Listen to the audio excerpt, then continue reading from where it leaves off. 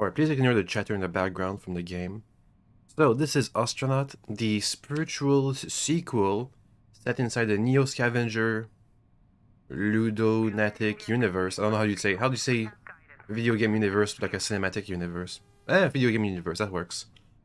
Anyway, it's Astronaut. I think I like it a lot. I feel like I might be a big fan of sci-fi games, and this definitely is more of the hard sci-fi variety. As you can see over here, the manual. It's an in-universe manual of everything you're gonna find and use in there. Some of these pages are even in-universe on actual items, so we're not gonna take too much of a deep look at it right now. Yeah, so I've played the game before, just like with Neo Scavenger. So I kind of think I know what I'm doing. Thankfully, this is still in early access, and it doesn't. Well, it kind of uses the permadeath system that Neo Scavenger uses, but we have the power of saves and reloading saves. So if we do die, I don't have to restart from the beginning. So let's go. New game. We have to make a whole new character, choose our background and story. I think my first goal today is going to be to survive the first shift. Basically, we just have to make enough money to not go into debt. Basically. Or at least to pay off our debts, because we're probably going to be in debt. I guess we'll see. Character, spawn character, tutorials. Ooh, let's randomize a bit. If I change the pronoun, that it changes the... Oh, it does change the randomization. Let's find something that's vaguely okay looking. That's alright, I guess. I feel like the eyes are a bit weird. Can I change the eyes? Eyes. Yeah, I can. That's alright, I guess. Me. Can I get like a beard? Glasses, beard. The little mustache. Our character is going to be probably young. There is aging in the game, at least during character creation. Meh. No beard. It's fine. Kind of. Can I change the nose a bit? Meh. But it's the lips. Meh. Randomize. That's alright. Let me just change the... Can I change the eye color? I feel like he's blind right now. Okay, that's the eyes. Head. Scar. Maybe he literally is blind. That's the thing. I figure... In my last character, I had some scars like you can see on this one. And sometimes these scars ache and give me some pain debuffs. Also get used to having a whole bunch of graffiti over your overlay, because that's a thing that happens in this game. It's a in-universe type of situation. Ooh, can I change the hair a bit? Oh, that's decent. Name?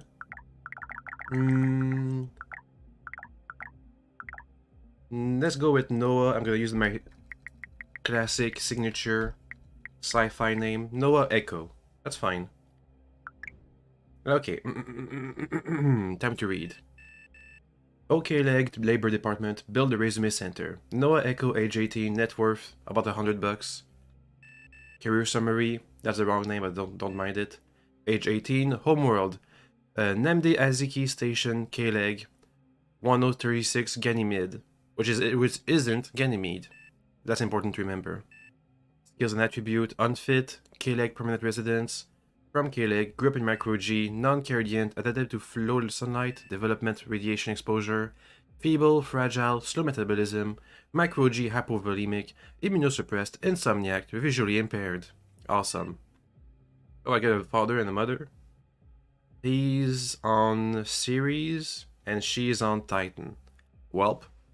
There isn't a way to travel long distances yet in the game. Well, there is a way. But it's gonna be awful because, you'll see, probably. The IoT Mirage MedTech takes a glance at your chart, then at your body, then back at your chart. Immunosuppressed, low bone density, hypovolemic, standard condition for a young spacer on K-Leg station. born and raised as you were on the weak microgravity of a 33-kilometer asteroid. Doc says the insomnia is catching up to you. It's chronic around here, something likely caused by radiation and lack of sunlight. Your eyes work well enough for now, but they're still bad and they're getting worse. 18 years old and rapidly approaching middle age. Your muscles are feeble by Mars standards. They won't stand a chance on Earth. Yeah, so 18 years old is middle age, kind of, by these K-leg spacers' lifespan. No shit, you say you're no Earther and you never will be. A heart monitor beeps and then beeps again. The board tech scribbles a few notes and grants you work permissions, healthy enough to strip holes in the boneyard, despite everything. Fine with you, closer to the ships after all, and you're going to get one. Yay. Okay, so now I get to do stuff, so I can do the... Okay, so... Review resume just lets me review my choices. Seek ship is how you actually play the game. You select the ship and that's when you start the game. Save some money, you just have some money. Takes a year. Work on traits, work on skill. It's like how in Neo Scavenger at the beginning of the game you choose some traits, some skills, some debuffs. It's kind of the same thing except now you pay for it with years.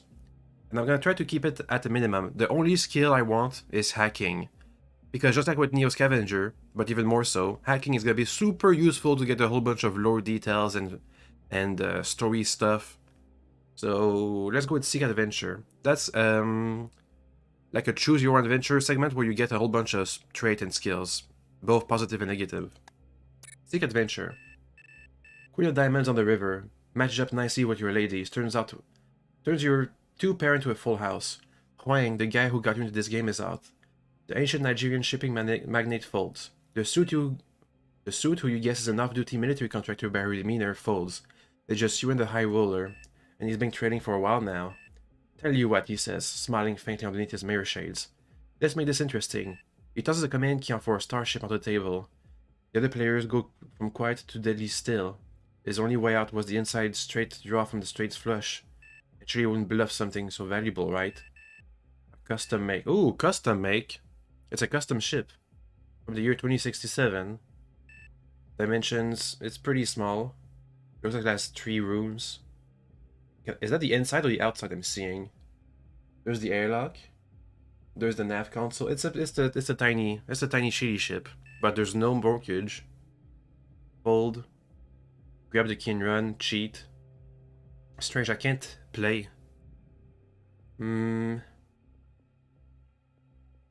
Cheat! I've gone to young adult. I can no longer hear things most others do not. I'm skilled in getting authorized access to electronics. Ooh, I got hacking. Well, that was easy. Oh, we have hacking. I'm just gonna go look for a ship. Mirror shades. Cool idea. Only about 100 years out of fashion, and for a good reason. Snapper is too dumb not to be net worth. And once you cracked it, you've been able to see through the disposer's eyes for the last 20 hands. You take a peek and find that for once the guy is actually holding a monster. You try to make a big show about the laydown, but something about it doesn't sit right with the off-duty AOSEC officer playing bouncer behind you. You leave before he finishes his counter-ops, but he follows you outside anyway, and then he turns you up for good measure. For whatever reason, he only pockets half of your ill-gotten winnings after the beatdown. Not a bad night, all things considered. So I got one of the enforcement officers my enemies. I got $1,000, did I? Is that what I said? And I have Shipbreaker and skilled in hacking. Let's spend one more year in adventures. Adventure.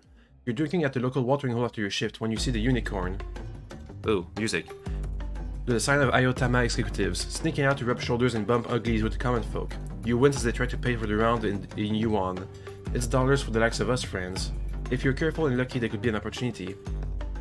Hacking them, that's a risk. Just mug them, seduce them, start a riot. Hack! Let me see. I'm skilled in authorized access. I'm working as Shipbreaker. I'm skilled in designing, building, and maintaining software. I have doubts in myself. I take care in my work.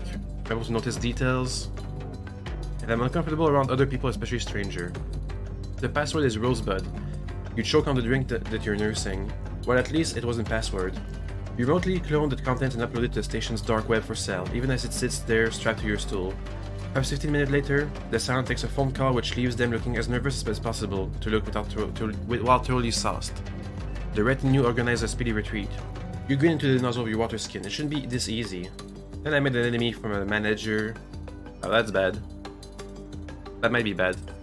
I got skill in software engineering, diligence, observance, shy. And I made 3,000 bucks. Okay, let's go and look for a ship. I think we have... That's more money than I usually start with, so that's cool. A salvage tug. Oh, that's a pretty low mortgage. I think I'll take it. Using a cheap mortgage derelict as your frame, you're able to scrape together enough parts to retrofit your own salvage pod. A comical replica of its factory line kin. It takes years of hard work and agonizing choices over what can be spared towards your project or what must be sold to survive. Finally, it's finished. As finished as it's ever going to be. Due to external hold features on this craft, Ogil's Register has given this vessel an OSR of low, indicating it's legal for sale but poses some risk of death to the crew. A box sled. Yeah, it doesn't look too good. Salvage tug. 2 RCS. It's fine. I'll take it. Well, it ain't much, but at least now you know you can reach some of the outer directs beyond the watchful eye of the Yardmasters. Now that you're on your own terms, your next move is up to you. Maybe score a valuable part or two for resell or reuse, pull down a platinum tier payout on a gig, maybe even discover a ship discarded before its time. Whatever the case, it beats sweating in a suit all day for someone else's profit. Time to get out there and find your future.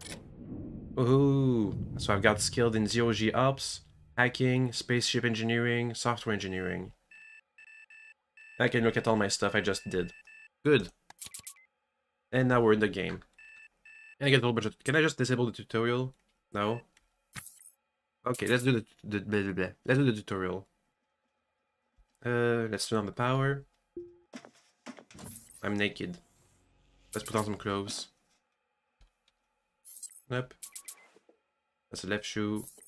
Right shoe. Oh, I have a nice shirt.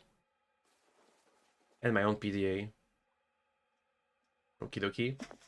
Can I change my appearance again? I want to change the eyes a bit. They look shifty from here. Oh, yeah, I can. Eyes. No, I can't. I can only have hair, scars, glasses, and beard changed. I mean, my guy's eyesight is going. It makes sense to have glasses. Shades, not so much. Yeah, okay. What's the next tutorial? Collect your tote bag, pressure suit, and helmet from the nearby rack. Boop. We're gonna need that really bad. Oh, I don't have a... Okay, there's the bag. Backpack. It works a bit like Neo Scavenger, the inventory system. That's a new addition. It used to have that you just had a giant grid and you could put anything in it. Now there's a whole inventory system type of thing. Some things don't fit. Walk through Okele Station and board your ship. I mean, I won't. I don't want to do that actually, game. Any food in there? Ah, a drinks pouch. Let me see, what else is in here? I think that's it. Let's go through the door. The door to Kelleg Station slides open and you're greeted by the familiar aroma of station vendor fare. Spots, prawn, stir-fry and suya, curry, kebab of chicken in a yai spice rub, Szechuan beef with pink peppercorn. Your head knows that the meat is aquaponic or lab-grown or worse, but your heart tells you that anything prepared by human hand is better than trencher's chow. That's just pre-made packaged food. Tired-looking spacers circulate between the bunks, the refuel kiosk and the breaker yard, moving in and out of the gossamer haze of cigarette smoke. There's a permanent fixture on the station. The smokes are Sungara Viceroys, the breaker brand of choice. Folks here will chain smoke them unfiltered, no matter how many times IoT MOA execs find them for overworking the CO2 scrubbers. Your new ship is waiting at port not far from the kiosk hub and scrap shops. Once you find it, you can undock from this rock. If you want to strip ships for salvage, all you need are the hand tools. The welders start remodeling and repairing hulls. Either way, you're lucky, you can finally start making a living. Something beyond the corporate-sponsored rat race of breaking ships for daily wage. A life you can call your own. Yay. Let's have a look around. There's certainly some more tutorialized stuff. Yeah, see, like that. Pick up the conduit, install it. Down here. Do I have tools? Oh yeah, I picked up a toolbox. I should have tools. But while he does that, I'm gonna blow my nose. Let me speed time up a bit. Excuse me.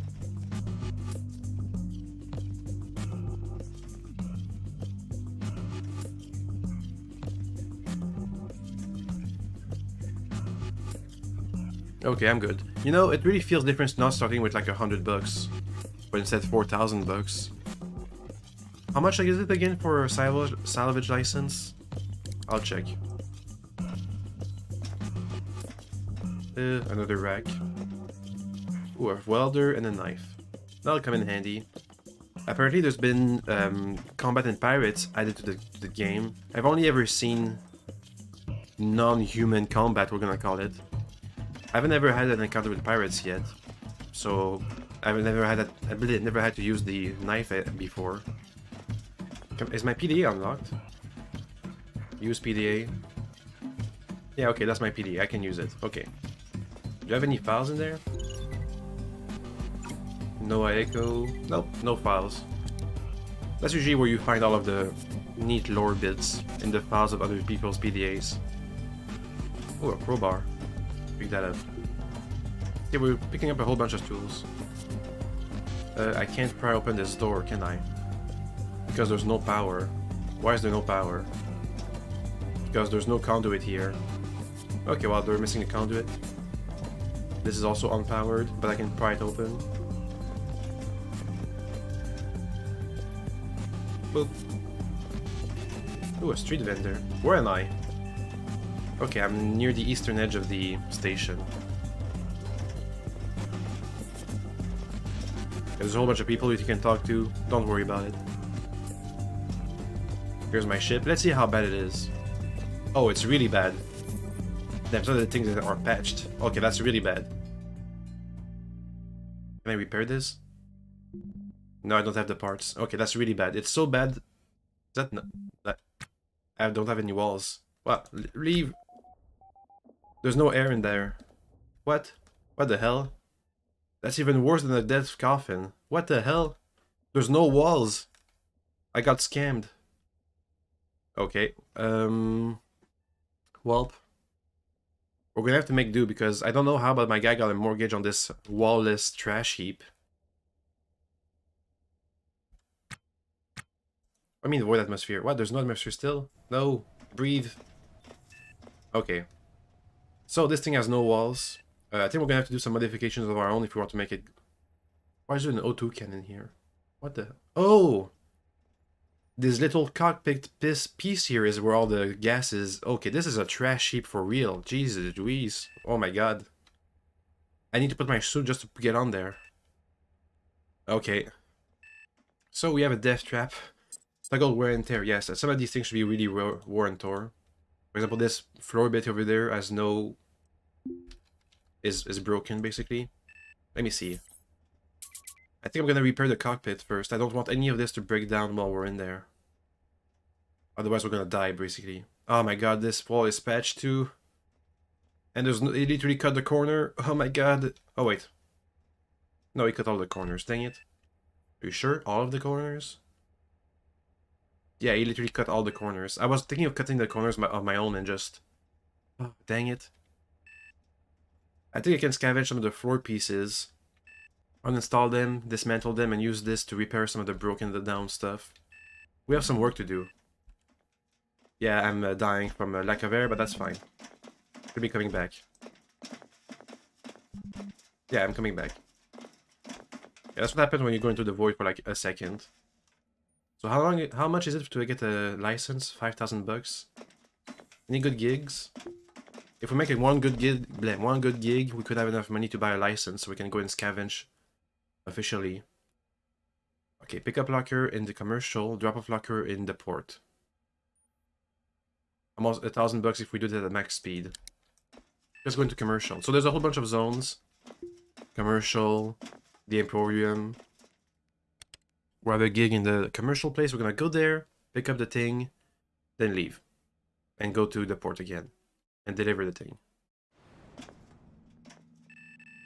Stepping off the tram at Kelly Commercial District, the difference is immediately apparent. It's not nicer, but maybe less worn out. Like less people come here, or at least less rough and tumble types. The main point of interest here is the Port Authority office, a place every captain inevitably becomes familiar with, as they navigate the web of red tape surrounding spaceport operations. Usually you'll find at least a few pilots and ship owners slouched in line here, down on their luck, and hoping for a break. The longer the line, the more likely that the nice clerk is on duty today. Okay, so you can go to the clerk and beg, so you don't have to pay for docking permissions and whatnot. But we have enough money to just pay them off, it's fine. Look at the gig. Pause. Any other courier stuff? I need to deliver it personally. Okay. Investigate death. It's on a ship. Nope. Security recon. Locate some guy in a commercial and take a photograph of him. I can try. Locate Kimberly Norris. Take gig. Pause. Let me see if I can find him. Somewhere out there. Kimberly Norris. Should be right here in commercial. Ah, there you are. I'm supposed to take a picture. Snap photo. Go, go, go, go, go, go, go. Oh, come on. Come on, Noah. Snap a picture. Go. Snapping photo. Done. Go. Let's see how much money we make. It took like 5 seconds. Pause. My gigs. This one. Turn in. Premium payout. We got like 3,000 bucks. Okay, we have enough money, I think. So, let's pay off our... Oh, we don't have any docking fees to pay. Well, that's good. Let's go and salvage a single ship. And try not to die in the process, because my ship is a trash heap. Well, we can take the time to repair our ship. We have an hour. Every hour you get fined... Well, fine. You get... It's not fined, it's... you get charged. Docking permission pay. Monies. So we have about an hour to just work on our ship before we leave. Let me go to the Old Emporium, or Mescaform. It's a very important step. We have to find the black market, basically. The red neons cast heavy shadows in the Old Emporium, K-Leg's only leisure district. The OE is a relic of a former world, a portal to the halcyon days of the wildcat Nigerian colony, before Earth's ablation cascade gutted the economy. Yeah, that means there was a Kessler syndrome, so there's a whole bunch of debris around Earth that makes it impossible to traverse. Spacers come here to escape the bureaucratic grind, to imagine a world without bosses, to split a chilled bottle of Bismurtnaya, even when they can afford to. A dozen meters away from the shuttle stop, you see a knot of revelers gathered in the warm light of the Mescaform bar. Laughter and conversation float through the Mescaform in a melange of English, Mandarin, and even Yoruba. That's at least one... That last one might be a sign that IO managers are mixing it up with the common folk. Whatever the language, the warm organics of human voices in close proximity is a welcome departure from the hollow echo of comm chatter. One of the faces in the crowd is the Fixer, the unknown quantity in the station community. K-Leg's portal to a system-wide, ever-shifting black market whose appetite for used ship parts and other rare salvage can never be sated. Shouldn't be too hard to get a Fixer talking. Just mention you have something to trade and they're likely to be interested. Yeah. The Fixer just pays you. He just pays you a whole bunch of money for your parts. Even if you have the salvage license and you go and sell your salvage at the official kiosk. Is that you? Offer to trade. I think that's Alexia Russell. Yeah, you can see Kiri Criminal. Offer to trade. We have to be friendly with them for them to open up. Alexia Russell looks at Noah Echo up and down and says they're selling parts from the boneyard is in violation of vital IoT Mawa rules and regulations. Besides, if it weren't, Alexia Russell doesn't do business with strangers unless someone can vouch for them. Well, time to make friendly. So here's the social media game. You do actions. It has an effect on their stats. If their stats are correct, you can either threaten them. You can see success when security is anxious, but failure when altruism is selfish, privacy pestered. So we have to go intimacy or security. Let's see if we can go security, intimacy. Intimacy! You look lovely. Okay. Hey, look at us. Contact getting by. We want to know, as we do these actions, we're going to get more and more of these qualities popping up. I want to know their privacy, their... what else? Or start laughing. Their privacy and their intimacy. To see if my gambit can work. Through the breeze. I guess we're just being actually friendly. Yeah, okay, altruism. I need altruism and privacy. Intimacy is good. I just need to know privacy and altruism. Okay.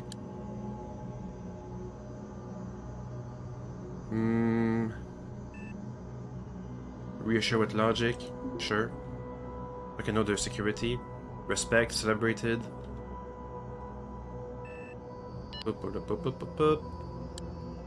Security unafraid, that's pretty good. We just need altruism and privacy. Ask how are you? And now we're an acquaintance with them.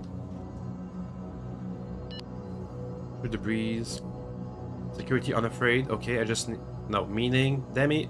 Blech. Those are the wrong stats. Through the breeze. Come on. Give me the good stats.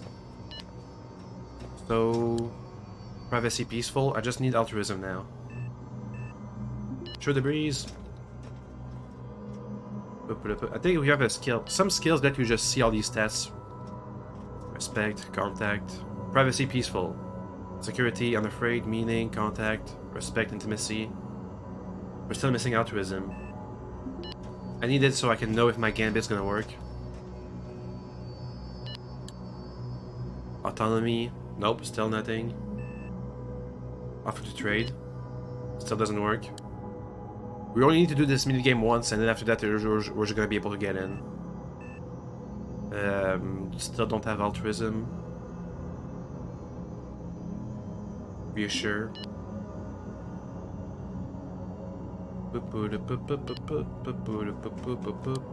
Still not there. Show tricks. Comedian time. Do a stupid trick. Come on. Altruism helpful. Okay, we have what it takes. We can just seduce them basically, and to open up the black market for us. I just need the option to come back. Boop. Everything's in the green. Come on, come on, come on, come on. Oh, they're leaving. They're doing something else. They're speaking with somebody else. No, come back. Aren't we friends? Usually the black market contact is the person I get the friendliest with because we talk with them all the time. Stop touching me. Stop it. Okay, I tend to charm. I touched on the hand and said they don't look like the kind who goes in for regulations. Puts a tough face but can't tell they're blushing. They keep their own hands where it is and tell no echo that the black market is open and to them what they needed. Yay! Anything I want to buy? A gun, ammo, a shiv. Nah, it's fine. Okay, so that's done. Next, let's see if we can repair our ship. Transit. I'm gonna blow my nose, excuse me.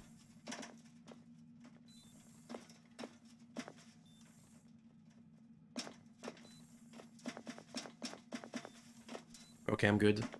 Back to the port. So what we're gonna do is we're gonna scavenge up the floor parts, which we don't need. Dismantle them for materials, and use these materials to repair the parts we actually do need, like the walls. Or the air. Or the power. So to do that, we're gonna have to put on the pressure suit. Damn it, I need to take off my shoes. Boop. Boop. The welder's at full charge. We're gonna need that for repairs. Because the pressure suit only holds the current air pressure. So as you stay inside of it, the carbon dioxide is gonna build up. Eventually you're gonna have to go back to a pressured environment, take off the helmet, breathe a bit, put it back on, and get back to work. That's how this works, basically. Okay. So you can see either if O2 is low, that means you took your helmet off in a bad place. If CO2 is high, that means you've been in there for too long. Okay, so first, let's get into the real place we want to be in. Yep, there goes all the oxygen. It left. If I have the choice, I think my first modification is going to be to put up walls. Actual walls. So whenever we open this door, the O2, the oxygen doesn't all just leave. Okay, let's make sure this little nugget here is fully repaired. I'm going to give out some orders. Order on the walls and floors. Repair. So you're going to repair all of the walls and all of the floor bits. Just so this place doesn't explode while we relax for like 15 seconds. Automatic behavior. That should make it so that, yep. I can take out my helmet. This place has oxygen. for now.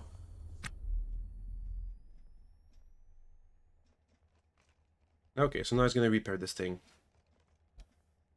Let's go at 2 times speed, but not faster than that because he might do something dumb that I want him to avoid doing, or something like that.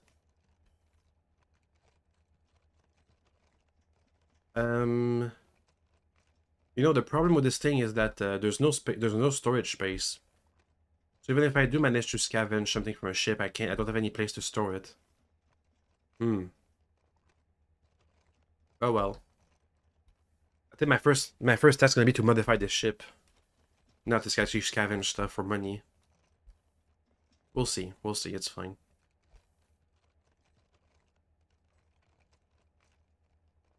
Boop, boop, boop, boop, boop. I can't believe we have to take out the mortgage for this piece. It's literal trash, I'm gonna be honest.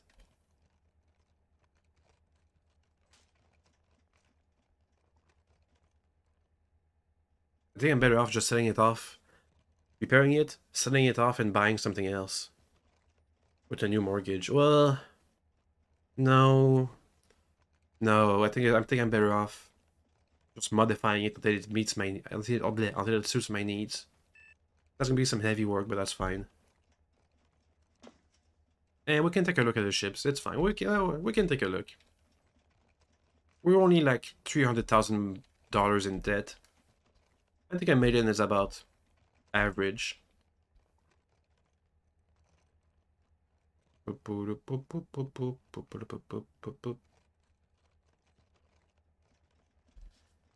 We'll have to do some heavy modifications to this ship, though. I might have to completely disassemble it. Well, okay, not completely.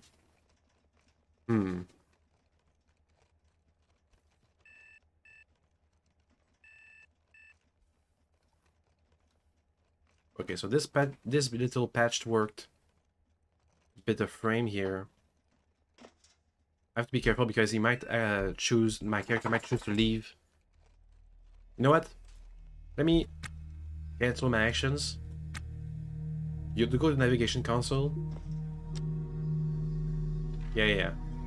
My first thing, I'm gonna explain this later. My first thing is gonna be to print ship logs. That's the code for the door, 2168. Door.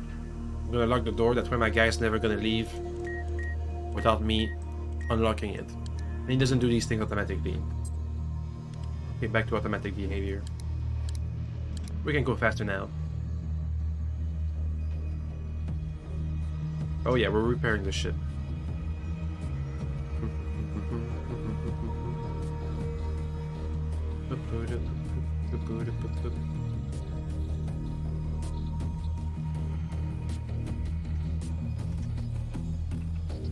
That's all of the wall pieces.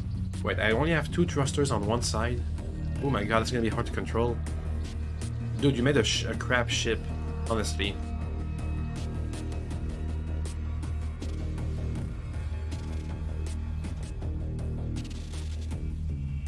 Restoring floor pieces. Ignore that. It's fine. It was a ship on docking. My proximity alarm taking it was moving towards us or near us. Okay, now he's on automatic behavior. That means he's done everything I asked him to. The door is restored. Right now my character is, because he's on automatic behavior, he's restoring everything that's at below a certain threshold of... Okay, he's even restoring his own pressure suit. He's restoring everything that's below a certain threshold of wear and tear. Restore conduit. Yeah, restoring the electricity stuff. The floor again. Conduit. All these walls back there haven't been restored, so that's pretty bad. Oh my god. He didn't even do the usual thing of having floors under the walls. You can't take... Okay, when you have a wall, sometimes in regular ships, you're gonna see they have a floor piece under the wall. You don't actually need that. So what I usually do is I take out all the floor pieces from the walls and I make the ship like 1 or 2 tiles bigger. But not this time around.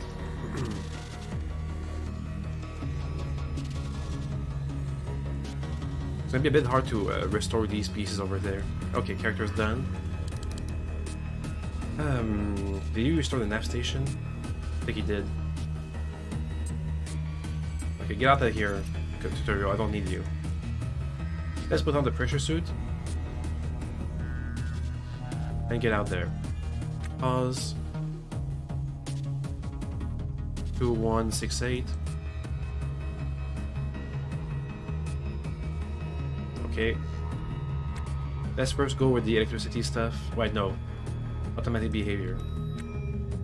I think he has the right priorities anyway.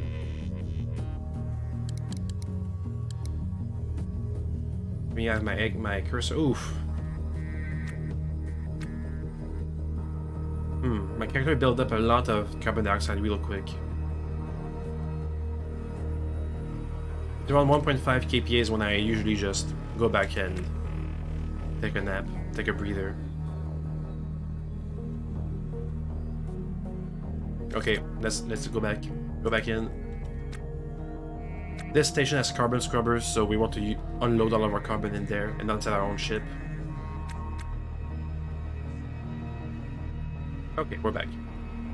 Get back out there. Automatic behavior. He's gonna repair everything we want him to anyway.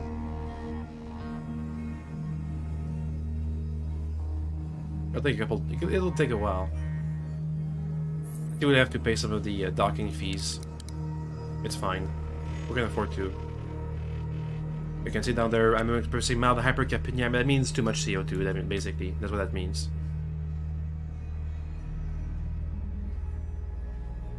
Okay, that's enough. We don't want to do this for too long because prolonged hypercapnia symptoms kind of take a toll on your character. Get back out there. Automatic behavior. Go fast, please. Throwing the nitrogen can. Restores floor, restores floor. Restores the airlock, that's good. We don't want the airlock to break down. That'll be a catastrophic thing.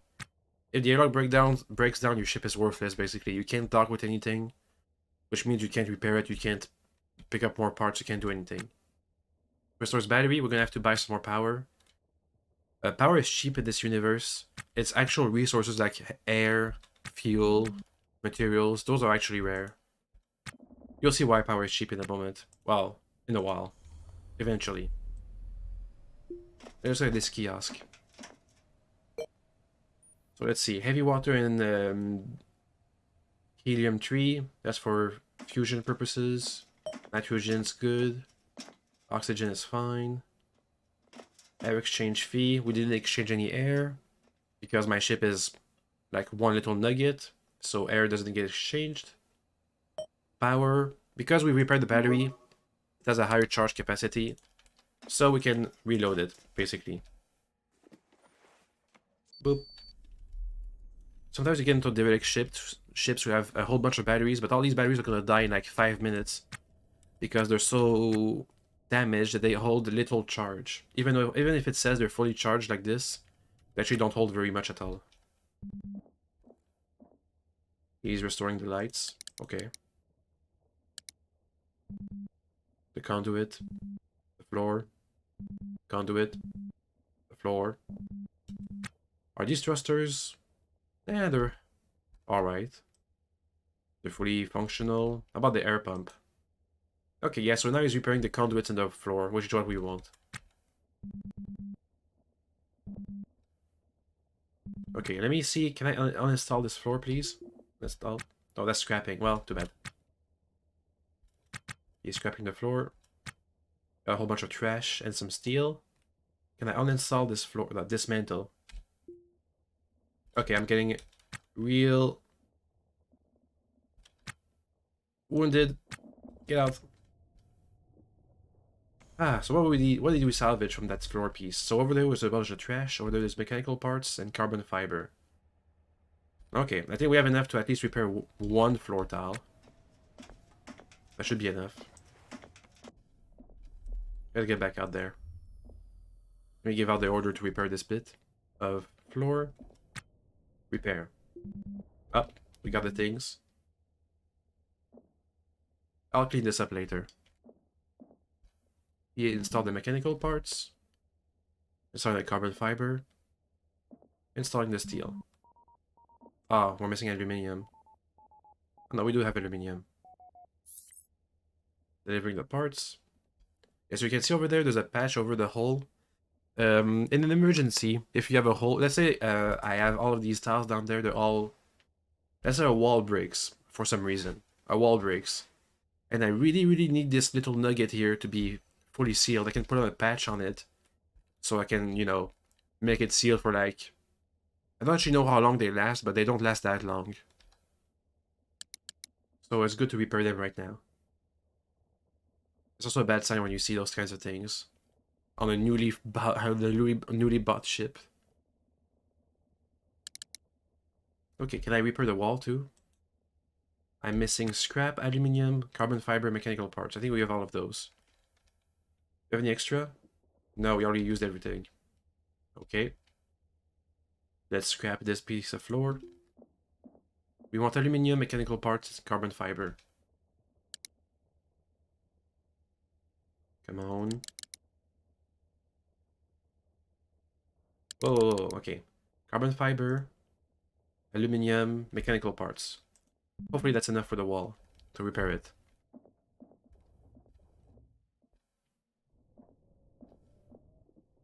Let's reload our air supply. Good. Get back in there. Let me look at the floor. Can I bring it up? If I could relocate this little intake here, I'd have enough space over here to have one big chunky piece. Or I can have my character carry the piece by hand.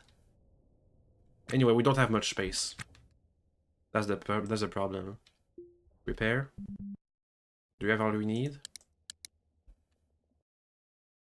Mechanical parts delivered. Carbon fiber delivered. Aluminium delivered. I'm feeling hungry. It's been about an hour since we started. I spent all this hour repairing the ship. Oh boy. Shut up, proximity alarm, it's fine. I think that's a ship docking. Ow. Maybe no. Oh no, it was. It's a ship that misses docked, bonked into the station. Let me see, anything is damaged? The spar door's a bit damaged. Nah, not really.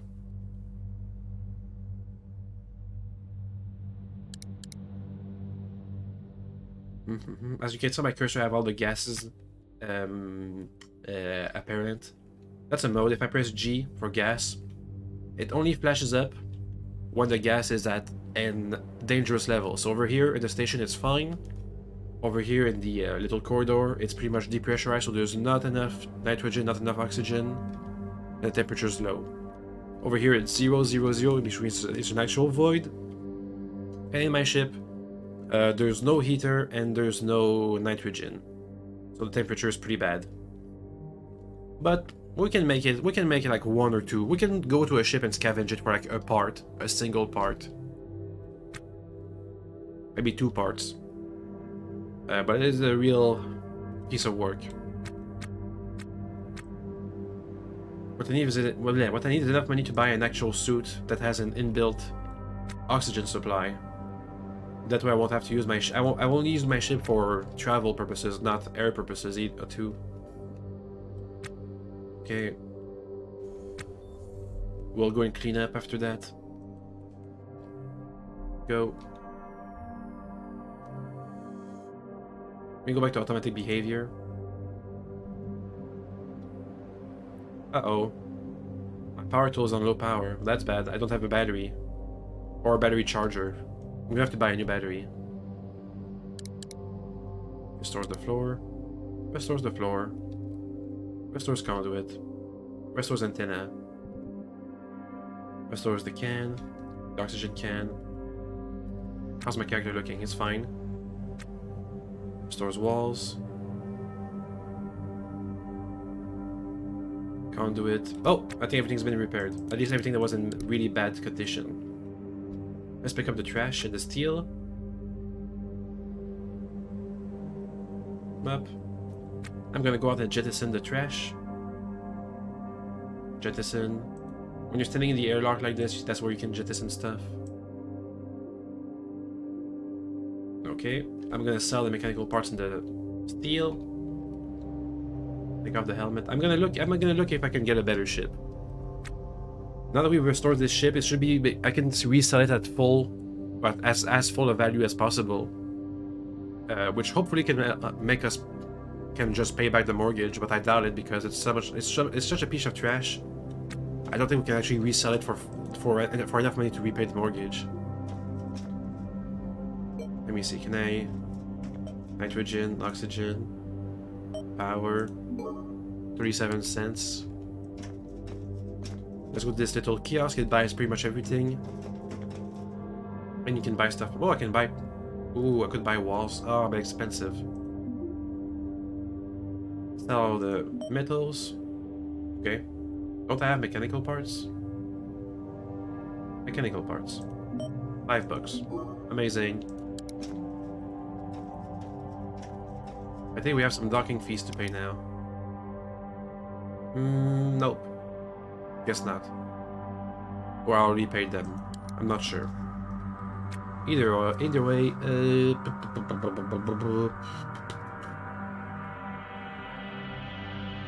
so this light is inaccessible because the nav station and the walls block it, basically, so it's the only thing that's damaged on our ship. I don't think we need any lights in there. We have 2 lights, that's one too many. Let me go and clean up the trash again.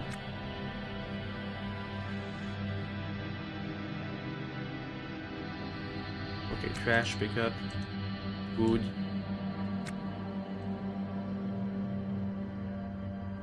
Alright. I forgot to jettison the trash.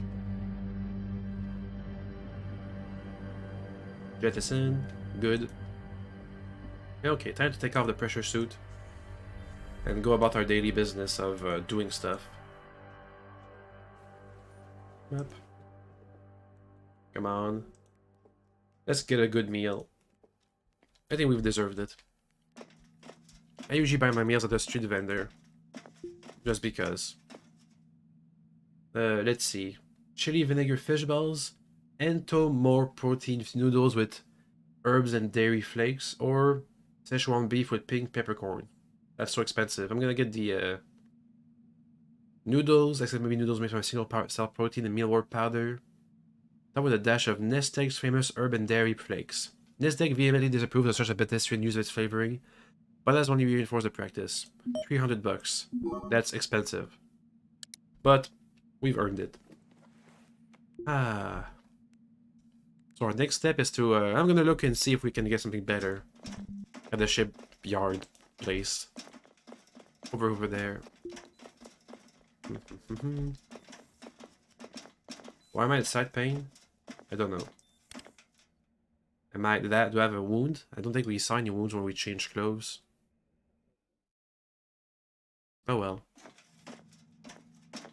Let's see, the shipbreaker should be around the ship, what's it called? The ship kiosk? I don't know the official name. The ship broker, that's the name. Can you rate my ship? How bad is it? Ship rating. Rate my ship. M2RZH. Oh, look at that. A condition, 1 rule, 1 room, D maneuverability small. The tripping statue. Wow. That's a bad... Can I change that name? I don't think we can change the name. Oh god. What if I sold it? I can sell it. Oh, sell it. Yes. Sell. Look at that. We made some money from that. We made like 10,000 bucks. Okay, time to get a real ship. Or a better ship. Let's see, buy used. Salvage tug. A hodgepodge of smoke. That's what I just... No, that's a new one. $0.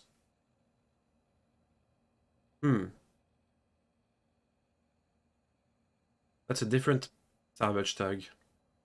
Visit. Yep, we're gonna do a virtual visit. It's basically the same thing I just did. It's literally the same thing. I could buy it, repair it, and sell it. It's sold for $0. Ooh. The dripping said that's what I just... What? You're gonna sell it for $600? Damn it. 2 million for this passenger shuttle, that's pretty big. The courier, 1.8 million. Isn't there something more affordable? No. Oh, derelict. 100,000 over there. That's a tiny little trash heap. A labor barge. Salvage tug. This one looks decent. Buy. Buy. Okay, I have to take... How do I take a mortgage? Guys, how do I do a mortgage things? Isn't there like a bank or something? Oh, I think we need to have like half the value. We need to have half the value to take a mortgage. Well, that's bad. Well, let's get another trash heap. Can I go 0%?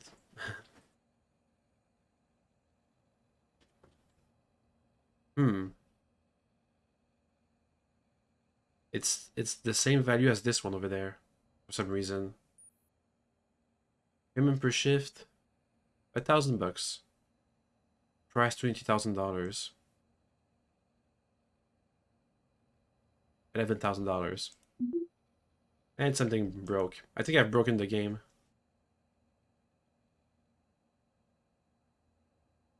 Buy it.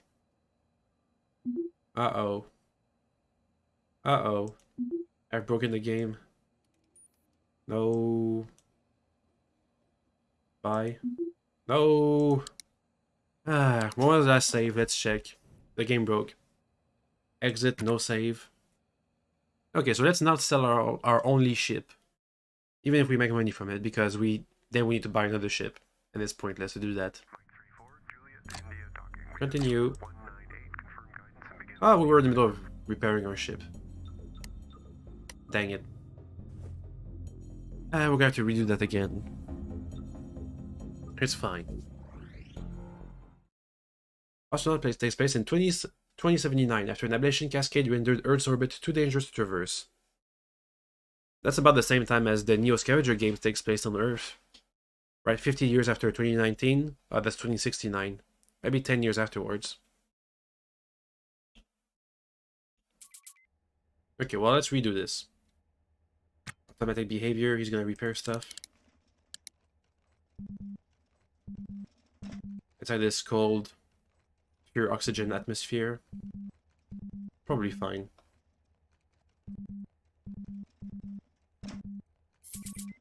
Okay, so we're gonna redo the same things, except this time around, we don't sell the ship, basically.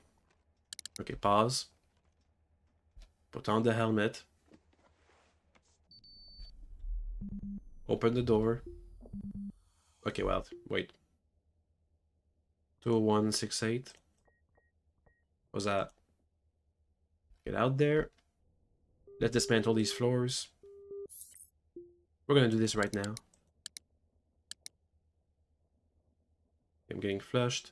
Unwell. Carbon fiber. We have all the parts we need. Oh, no, some trash. Carbon fiber, steel, aluminum. We're missing the mechanical parts. No, we have those. Okay. Automatic behavior.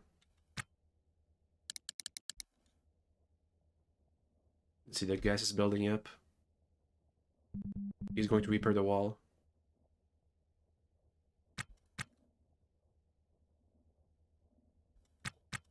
Okay. Let's go back. Reload our air supply. Pause. Go back out. Redo this. Let's go. We can manage, it's fine. It's just the risk of the trade. You start with a bad ship. I think we'll be able to pay off the mortgage in a relatively low amount of time. I feel vaguely unwell and flushed. That's the bad air you've got, dude. I feel like a celebrity for some reason. Restore his helmet. Can you restore the wall, please? No. Okay, whoa, okay, this is really bad now. Get out of here. You really don't want to take risks with your air supply. That's a bad deal. Back to automatic behavior. He's gonna repair all this stuff. There's some trash on the ground. Oh, we're kind of low on oxygen too. Below 20 kilopascal is when you have too low of an oxygen supply. Boop. And boop. Okay. Get back out there. And keep this up.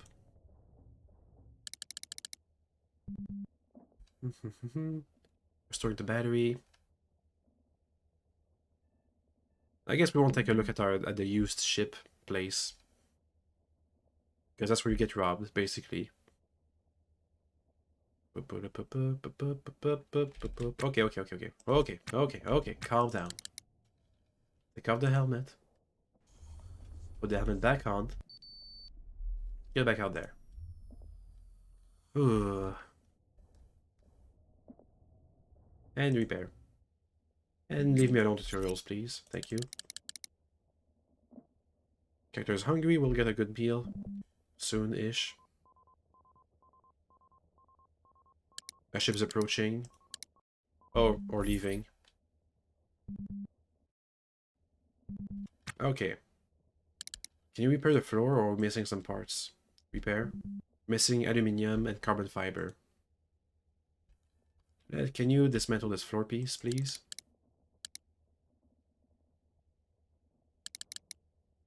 Let's see. Steel, aluminium, carbon fiber. That should be everything we need. Let's go and reload our air supply. And go again. Heyo. Oh, calm down. Okay, you can go now.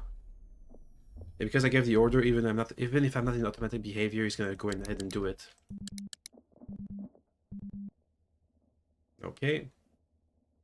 That's our ship repaired.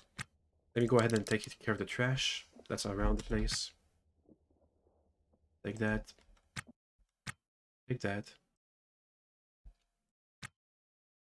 Take these things too. Just stack all the steel on top of each other. That should be everything, I think.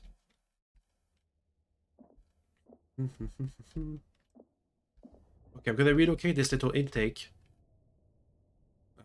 I can't. I want so these 3 squares over there are uninterrupted.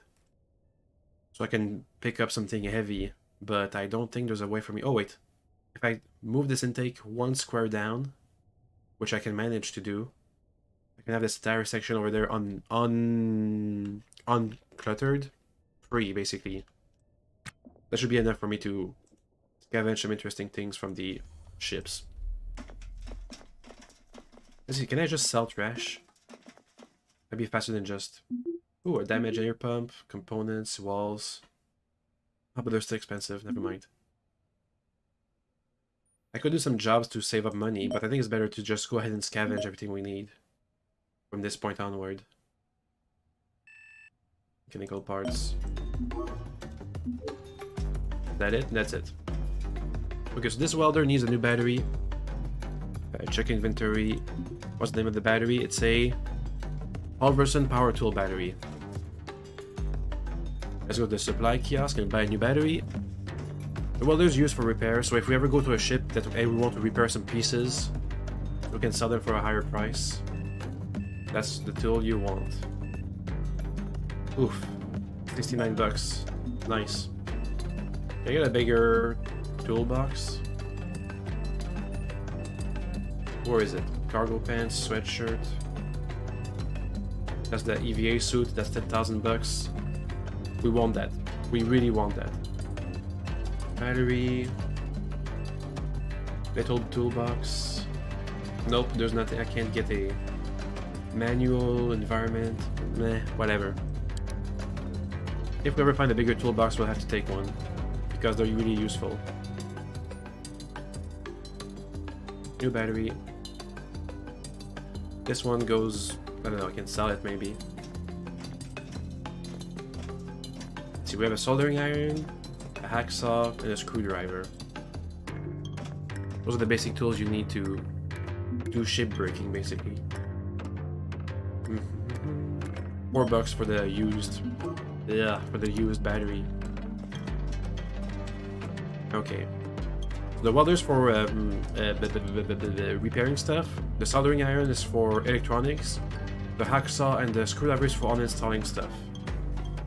Or cutting stuff up. Duh. Let's go get food and get out of this rock. I go get food and a permit for salvaging. If you don't have the money, you can manage to do this. You know, you can illegally go and without a permit, go and salvage stuff. But there's a chance you're gonna get caught and have to do a test against like a guard or something. And I don't want to take that risk. We don't have to. You have enough money saved up. Just buy a license. If you have a decent ship, you can go ahead and do that, but I don't have a decent ship, so I can't even afford to be caught, basically. It's gonna be good until tomorrow at 14:40. Kiosk. Let's reload everything we got. Okay. And let's go to our first ship. Let me put my permit inside my pocket, I guess. We really are lacking in pretty much everything, except cash. But I can really... Can I pay my mortgage? Prepay mortgage. Oh, not like that. It's $1,000 per shift of mortgage payments. I don't think we're gonna have any problems with CO2 in here. It's so small. Whenever we open the door, it flushes the entire the entire environment out. Let's seal the door, so my character doesn't die like a dumbass, and get out of here. Okay, so the nav console. Damn it! Leave me alone. Leave me alone. So this is the nav console. If we want to, first we want to undock. So we go to comms, dock info. Shut up, tutorial. Shut up. Request clearance from OKLeg. Request unlocking clearance. I'll detail this later in a later date. Shut up, tutorial. Undocking clearance. Mike to Romeo Zulu Hotel. Ready for departure. What's my name? The tripping statue. Undock. Shut up. Please, for the love of God, leave me alone, tutorial. I'm gonna do it. I'm gonna do it. Yeah, that's ship controls. Press E to spin. Q to counter spin. You can see if I zoom in on my ship, I'm spinning right now. R to stop spinning. Making me waste my fuel. I'm like, okay, leg. Okie dokie. And boop. Shut up. S to go down. Back when I say 400 meters per second. Hell no, that's a waste of fuel. Okay, so this is the controls interface. It's basically a realistic looking console. I think the planet rotates counterclockwise, so we're gonna go towards this wreck over there. So I've a target. We don't know information about the target, but this is my directional information. So you can see bearing. So that's how my ship is headed towards the target. Range. Something. That's speed, basically. This relational speed, that's how fast you are compared to the target.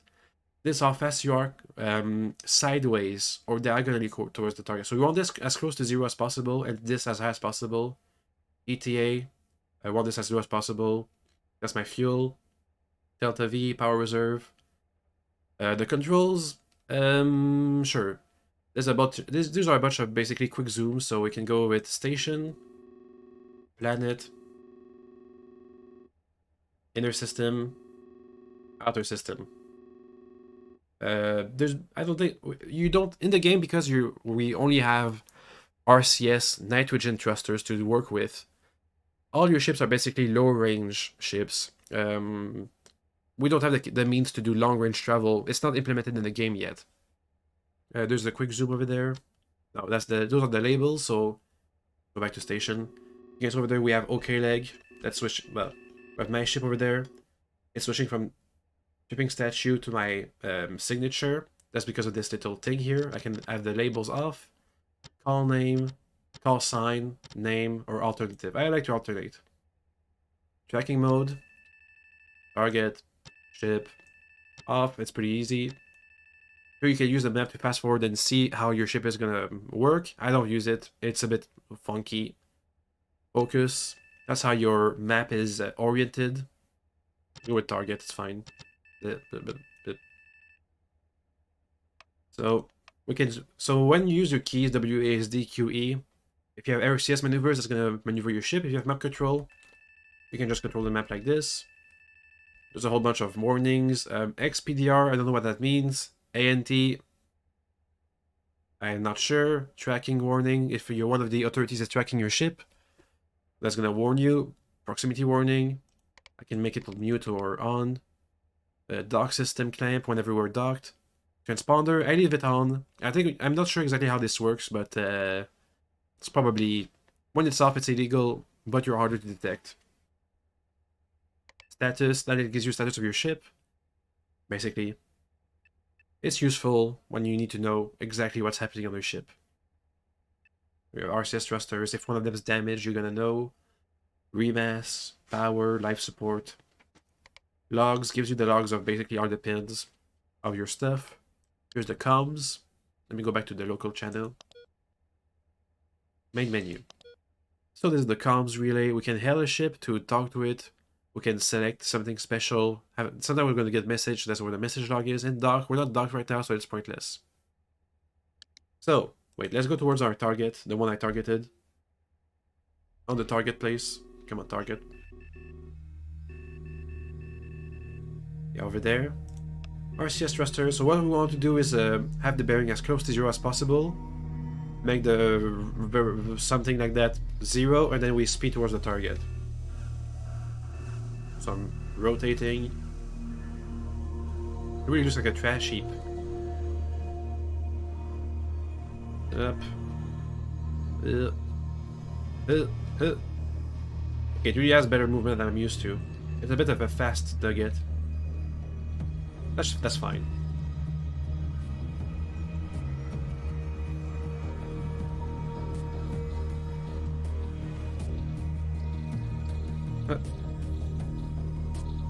As I'm speeding up, I'm trying to get the ratio, something, whatever this means, to keep it close to 0. ETA of 300 seconds should be fine. Yeah, we can afford to go faster. 100 seconds. That's fine. Uh-oh. Shut up, game. Shut up. Yeah, so now we're headed towards our target. At a pretty fast pace, relatively speaking. All these little question marks are wrecks. There's other scavengers on the map, and they're gonna actually scavenge their ship. So if, let's see, the Handmaid of God over there, if we ever visit this wreck, it's gonna be scavenged. It's gonna have all the precious parts stripped off. It's gonna be, I mean, you can maybe scavenge some stuff from it, but it's not gonna be worth your trip, basically. Let's speed up. Once you're within 5 kilometers, that's when you can get the docking interface to come up. That's what we're waiting for. Let's decelerate a bit. We're really going in fast. Okay. 50 seconds ETA. Okay, let's make this okay. Oh yeah, we're coming in fast. I'm slowing down. Shut up. Local channel, K-leg. I'm gonna refresh the stuff. Come on. This one, 3.5 kilometers. We're gonna get the dock interface up and running. And now we just dock, basically. But I want these things down there to be as close to 0 as possible. that's fine. If you ever 100 meters per second, that's gonna be too fast for you to dock. I want to be relatively slow. Uh-oh. Docked. Let's see. D1D. So it's a little small nugget again. The clamps of your docking ring engage and your hull resonates like a struck gong. While your sensors scan the vessel for data, you close your eyes and imagine the fortune that could await you on the other side. This is not it. Perhaps you found a racing skiff, a nimble vessel with a lightweight hull pushed around by a top-of-the-line RCS package, and a 4-can Mira Hydra intake regulator. Maybe you've stumbled on a multi-cabin pleasure yacht, whatever. An elite catamaran, complete with a full bar, corridors adorned with yards of crimson and cream Van Hummel interiors. Or maybe it's just a dead freighter. A decades-old testudo hauler packed with trash and supporting a giant hole where the reactor used to be. It's a junkyard after all. Well, we have a little tiny nugget. Whatever it is, you've got access to it now, and a bit of time before IO6 security goons harass you. If you're a salvager, maybe you'll smash and grab rare parts to fence back at OK Leg. Cut out whatever you can quickly for a buck, or with a license, trade a bit of profits for less pressure and more resale reliability. If you're a mechanic, you could fix it up, maybe fly it. Derelicts go for a discount at the shipbroker, and any sweat equity you put into it after you buy it is yours to keep. You could even resell it when you're done for a tidy profit, or if you're an outlaw, you could always just steal it. Sometimes it can feel pretty good to stay one step ahead of IO Timiwa's corporate security goons, if you're willing to give up docking in its patrol ports.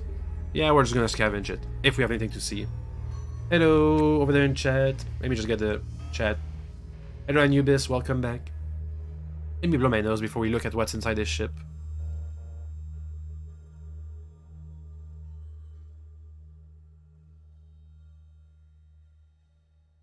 Okay, I'm good. So what do we have? It's even worse than our own ship. Wow. Look at that. Oh, well, the nav station's still good. Well, let's go ahead and take the nav station and leg it. There's nothing important in there. I could get some walls. Me. He remembers me. Yay. Well, we were only there yesterday, and I have a good memory. Boop. Let's hit the nav console and just get out. Oh yeah, I have to unlock the door. Pause. Access lock. Damn it. Boop, boop, boop, boop. Let me get my flashlight because there's not gonna be any lights in there. Oh, I forgot to turn it on. Toggle. Let's go. How do you find this game? Harder than Neo? It's less RNG than Neo, but it's more complicated. I would say it's easier because you can actually reload your saves. It's not lost when you die. Oh. This is unnavigable. Can I go there? What the hell kind of thing is this? Less RNG? Interesting. Yeah. Well, I think it's because it's still in early access, there's not that many events. There's not that much. It's more of a simulation, not like a go on the tile, scavenge, and your fingers crossed. Gotcha. All right. Let's see if we can go to the nav console. That's the most important piece right here on this little nugget. We can look inside the boxes, see if there's anything interesting. There's a turbo pump. That's meh. The battery's pretty good.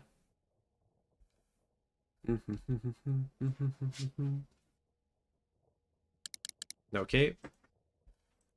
So the nav station, let's repair it in case it explodes while we're here.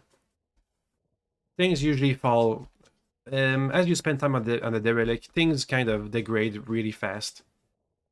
Because some of these things are like really on the verge of like breaking down, so sometimes it doesn't take too much to break. It's unpowered right now because the battery isn't connected to anything. That's how it kept its charge for so long. There's a suit on the ground. What's in there? A work safety poster and a knife. Oh, I don't remember how valuable knives are. Let's take the station and leave. No, don't dismantle, uninstall. Uninstall. Okay. We'll leave, go back to station, sell this for money, and use this money to buy some walls so I can have an actual ship instead of a little nugget. Go doggy, leave. Leave. Okay, he left. Bleep. So how's my CO2 looking?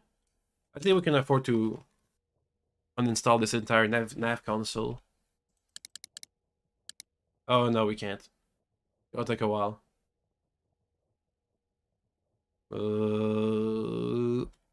Okay, we're leaving.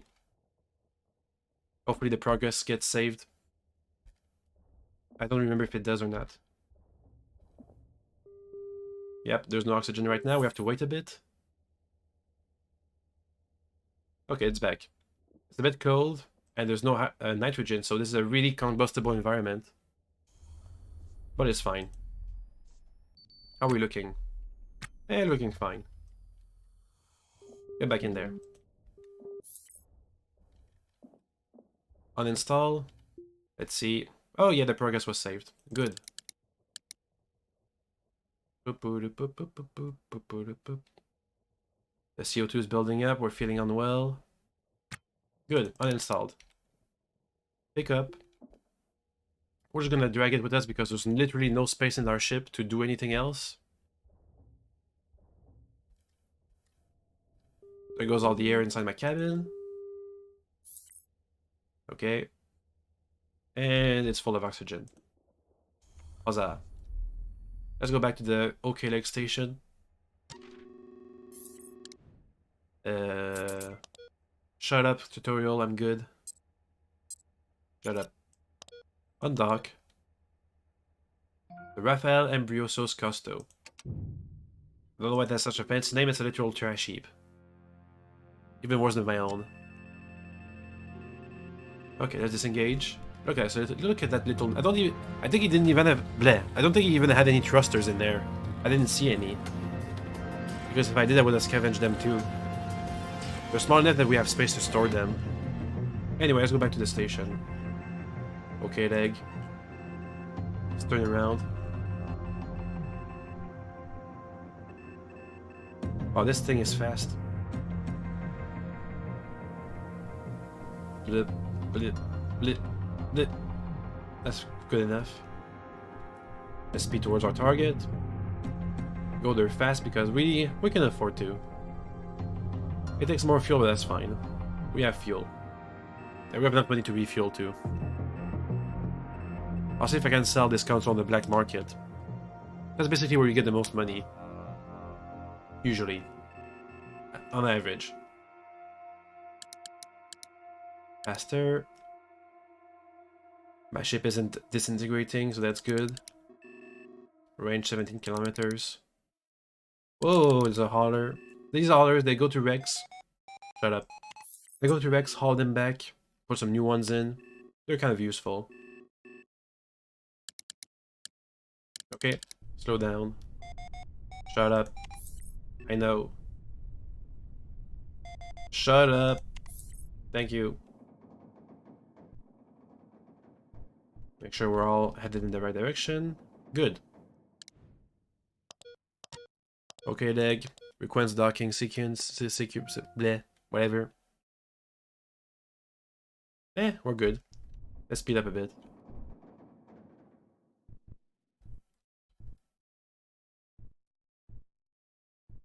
Okay. Let's get as close to 0 as possible down there.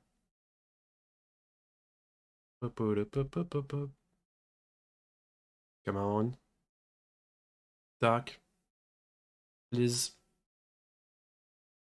Gotcha. It's close to the station. Got it. Okay, so let's sell this thing for money purposes. Oh wait, I forgot to put my helmet on. Uh-oh, uh-oh, uh-oh, uh-oh, uh-oh, uh-oh, uh-oh, uh-oh, uh-oh. Okay, we're good. We survived. As comfortable as it feels to return to the station after scouring the cold bone yard for parts, in the world of semi-legal salvage, finding parts is only half the battle, the rest is selling it.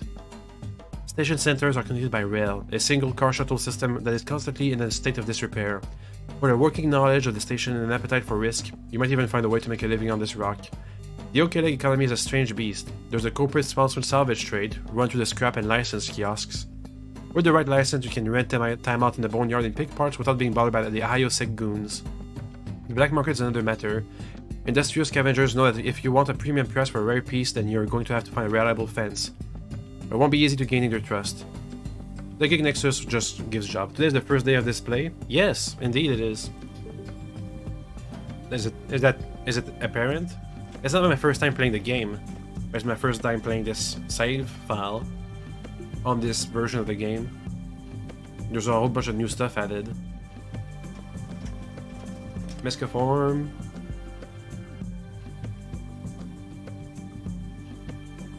Okie dokie. Let's go. Let's see if we can sell this for good monies. How much are my docking fees? Oh my god.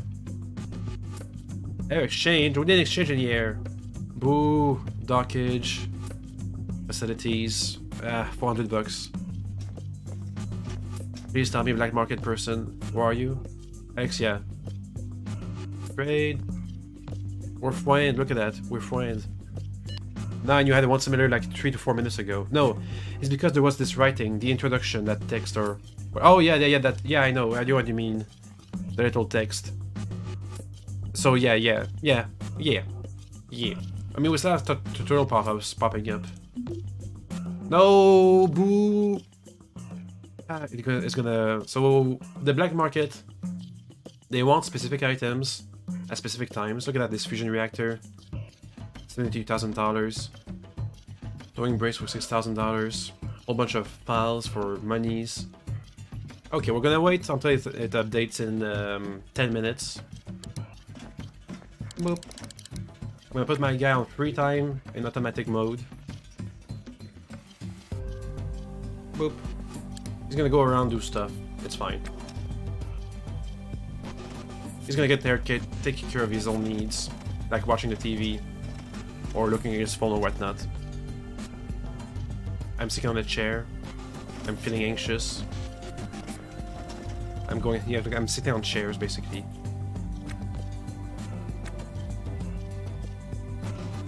Okay.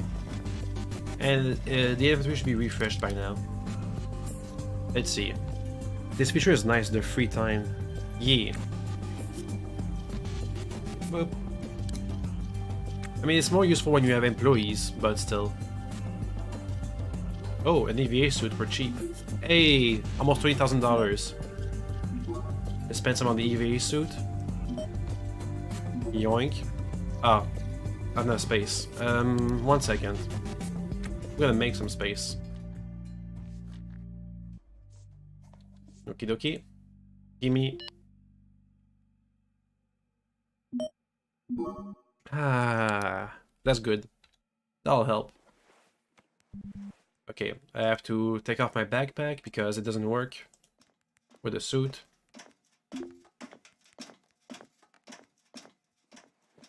Okay. I'm gonna have to sell all this off. I have no space. Okay. Inventory management is the thing. So now we have to buy our helmet. We have a full bottle of oxygen, a CO2 filter, and a full battery. But because I don't have any skills in EVA suits, we're gonna be hampered by it. So we're gonna do the same task but slower. But because I don't have to manage the suit, it means we should be actually more efficient in our usage of resources and time. I can spend more time on bigger hulks without having to worry about my little nugget exploding to dust. Because it's literal trash. Okay. I should have enough money to buy the helmet. Let's first see how much the helmet is. Kiosk. So the hardest part of this game is knowing what to scavenge. When you first start out, it's really hard to see what parts are worth your time and which one are just literal trash. You're not going to spend your time, dismantling walls and floors to sell them for like 10 bucks each. When just a single nav console is $20,000. Let's sell ASCII skull. Okay. Let me sell the things we don't need, which is my pressure suit. I want to keep... Damn it. We have to do more inventory management. On the ground. You go. Okay. Up.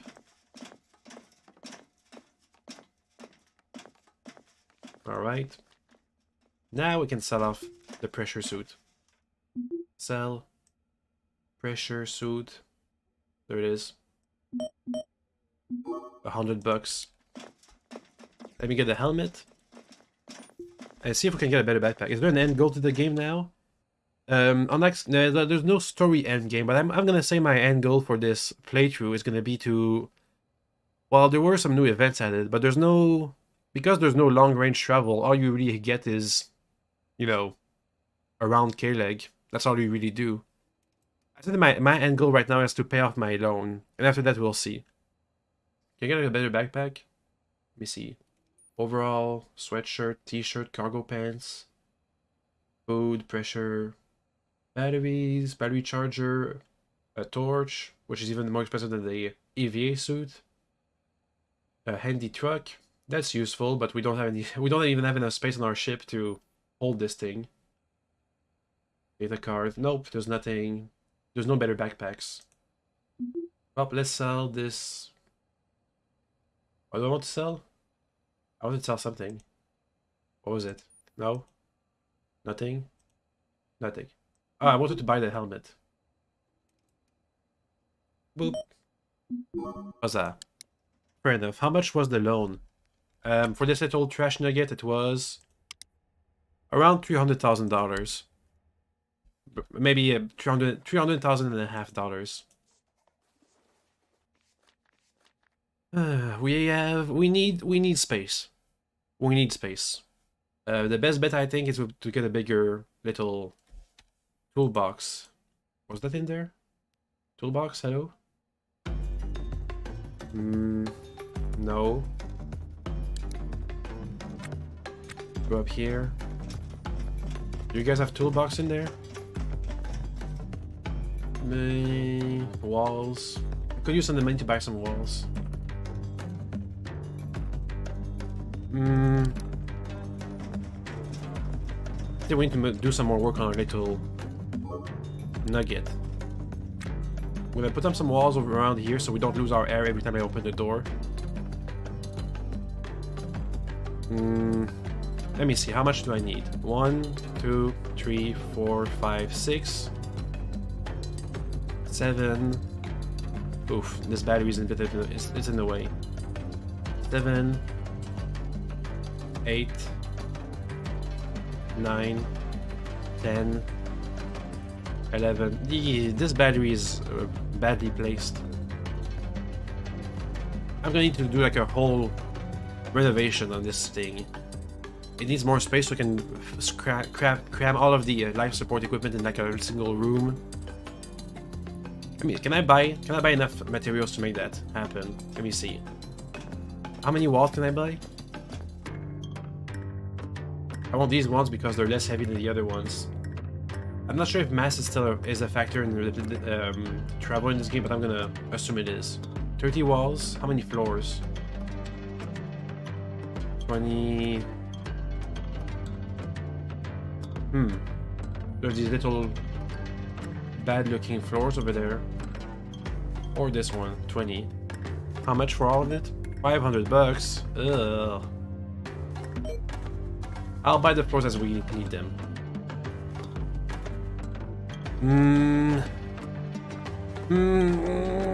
Okay, I'm gonna do that. I'm doing it. Give me the. We're gonna. What was that? Ah, we don't have enough inventory space to. Yeah, store all the floors. So we only got 5 of them.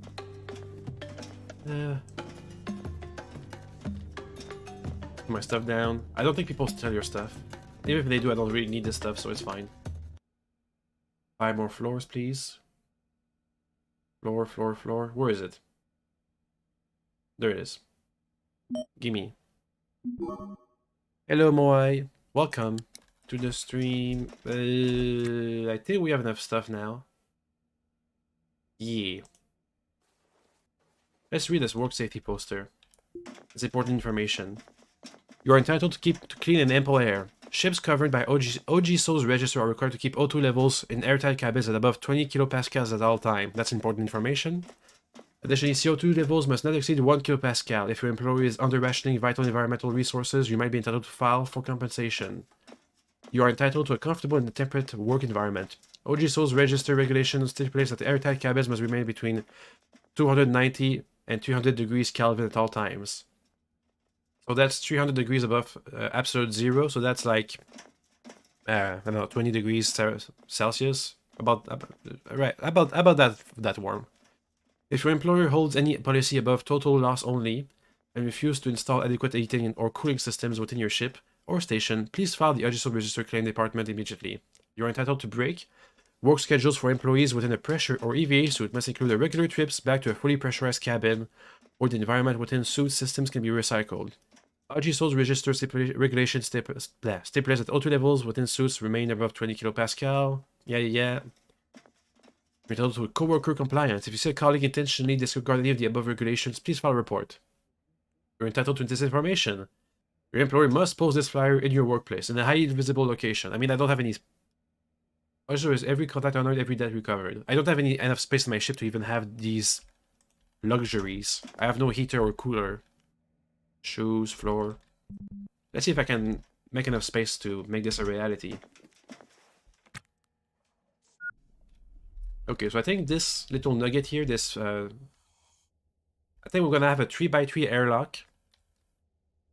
So I'm gonna have to move the door one tile closer. And this little room here is gonna be made bigger so I can fit all of the life support in there. How many tiles across should I make it? I think we need, let's see, there's one extra tile here. If we make it, let's see, 1, 2, 3, 4, 5, 6, 7, 8, 9. 9 tiles wide should be wide enough. We're gonna be able to fit, excuse me, a battery in there. Yeah, we can fit a battery in there. We can fit a heater and a cooler. Let's first make it longer, then we can make it wider. The good thing about this ship is that I can just go in space whenever I want. I don't have to make a hole in my ship to go out in space. So build, we have 20 tiles. How many tiles do I have? Yeah, 20 tiles. So let's place them. Hull, floor. What type of floor do I have? I think I have the 49 series. Let me check again. No, give it. Game. No. Game. The 50 series. Got it. All 50. Let's put them down. 1, 2, 3, 4, 5, 6, 7, 8. Well, oh, there's a floor down there. There's a floor down there. There's a floor down there. Okay. 1, 2, 3, 4, 5, 6, 7, 8. 9, 10, 11, 12, 13, 14, 15, 16, 17, 18, 19, 20. Okay, time to install them. Fast. It'll take a while. Because we're an EVA suit, our tasks take longer because my guy is not skilled in using an EVA suit. On one hand. But on the other hand, we don't have to micromanage his air supply. That's good. I'm gonna blow my nose while this happens. Excuse me.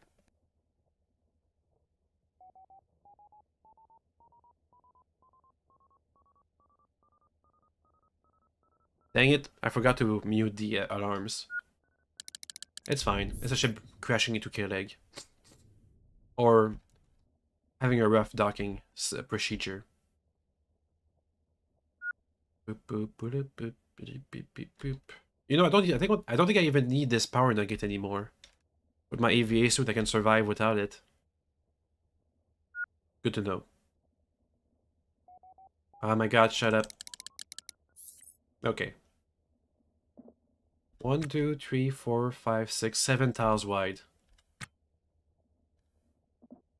Let me imagine it.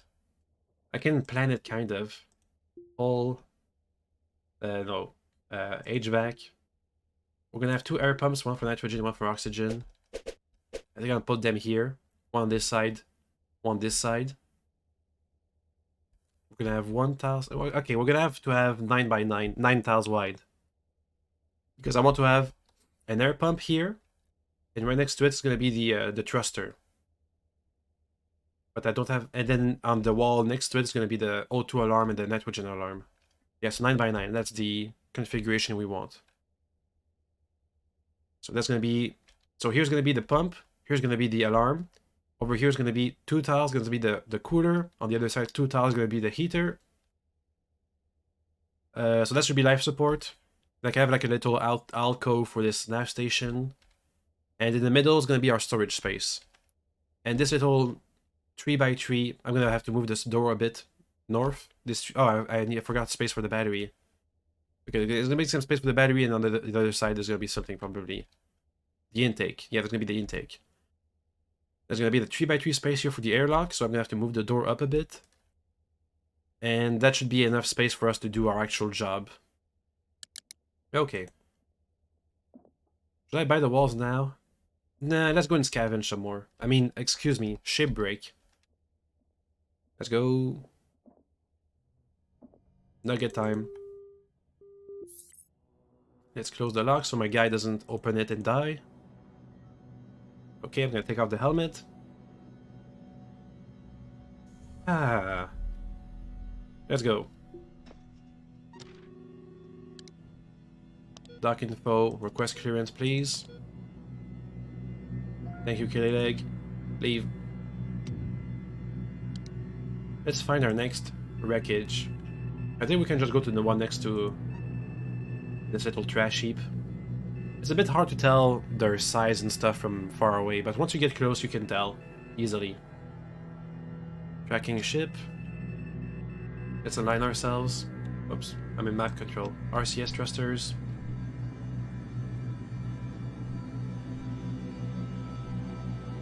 Blech. I overshoot it a bit. Come on. That's good enough. Yeah, because this thing is so tiny, it's actually hard to control precisely because even though I only have 2 thrusters, sometimes ships can go as high as like having 20, 30 thrusters. Because it's so small, it actually is fast, and every single input I put gives a big thrust. So I have a hard time doing fine maneuvering. Did I reload all my stuff? I think I did. No, I think I forgot to get the fuel and the electricity back. Okay, how much air do we have? That's the wrong thing. How much air do we have? Let me check. Yep. No reactor, no helium, no deuterium, thrusters 2. Eh, that's enough. Yeah, we have enough. We have enough. Ish. I'm gonna blow my nose, excuse me.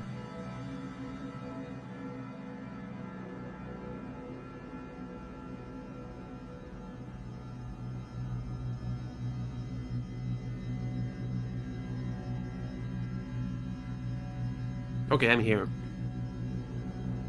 So what we want to design our ship to be right now is there's going to be one life support section, one airlock section, and in the middle there should be some storage. Eventually all these things are going to have their own room. When I make the ship big enough, there's going to be like a life support room with all sorts of fancy schmancy equipment with like a carbon scrubber. That's pretty much it, just a carbon scrubber. We're gonna have like a living space, so a bed, some storage, a cargo hold, so we can have actual cargo space with actual storage, and a navigation room. But for now, we're gonna have to make do with stuff being cramped in the same room. Space is at a premium in this game. Actually, well, I guess not in this game, but in my ship. If the ship is big enough, we can scavenge it and use its parts for my construction project.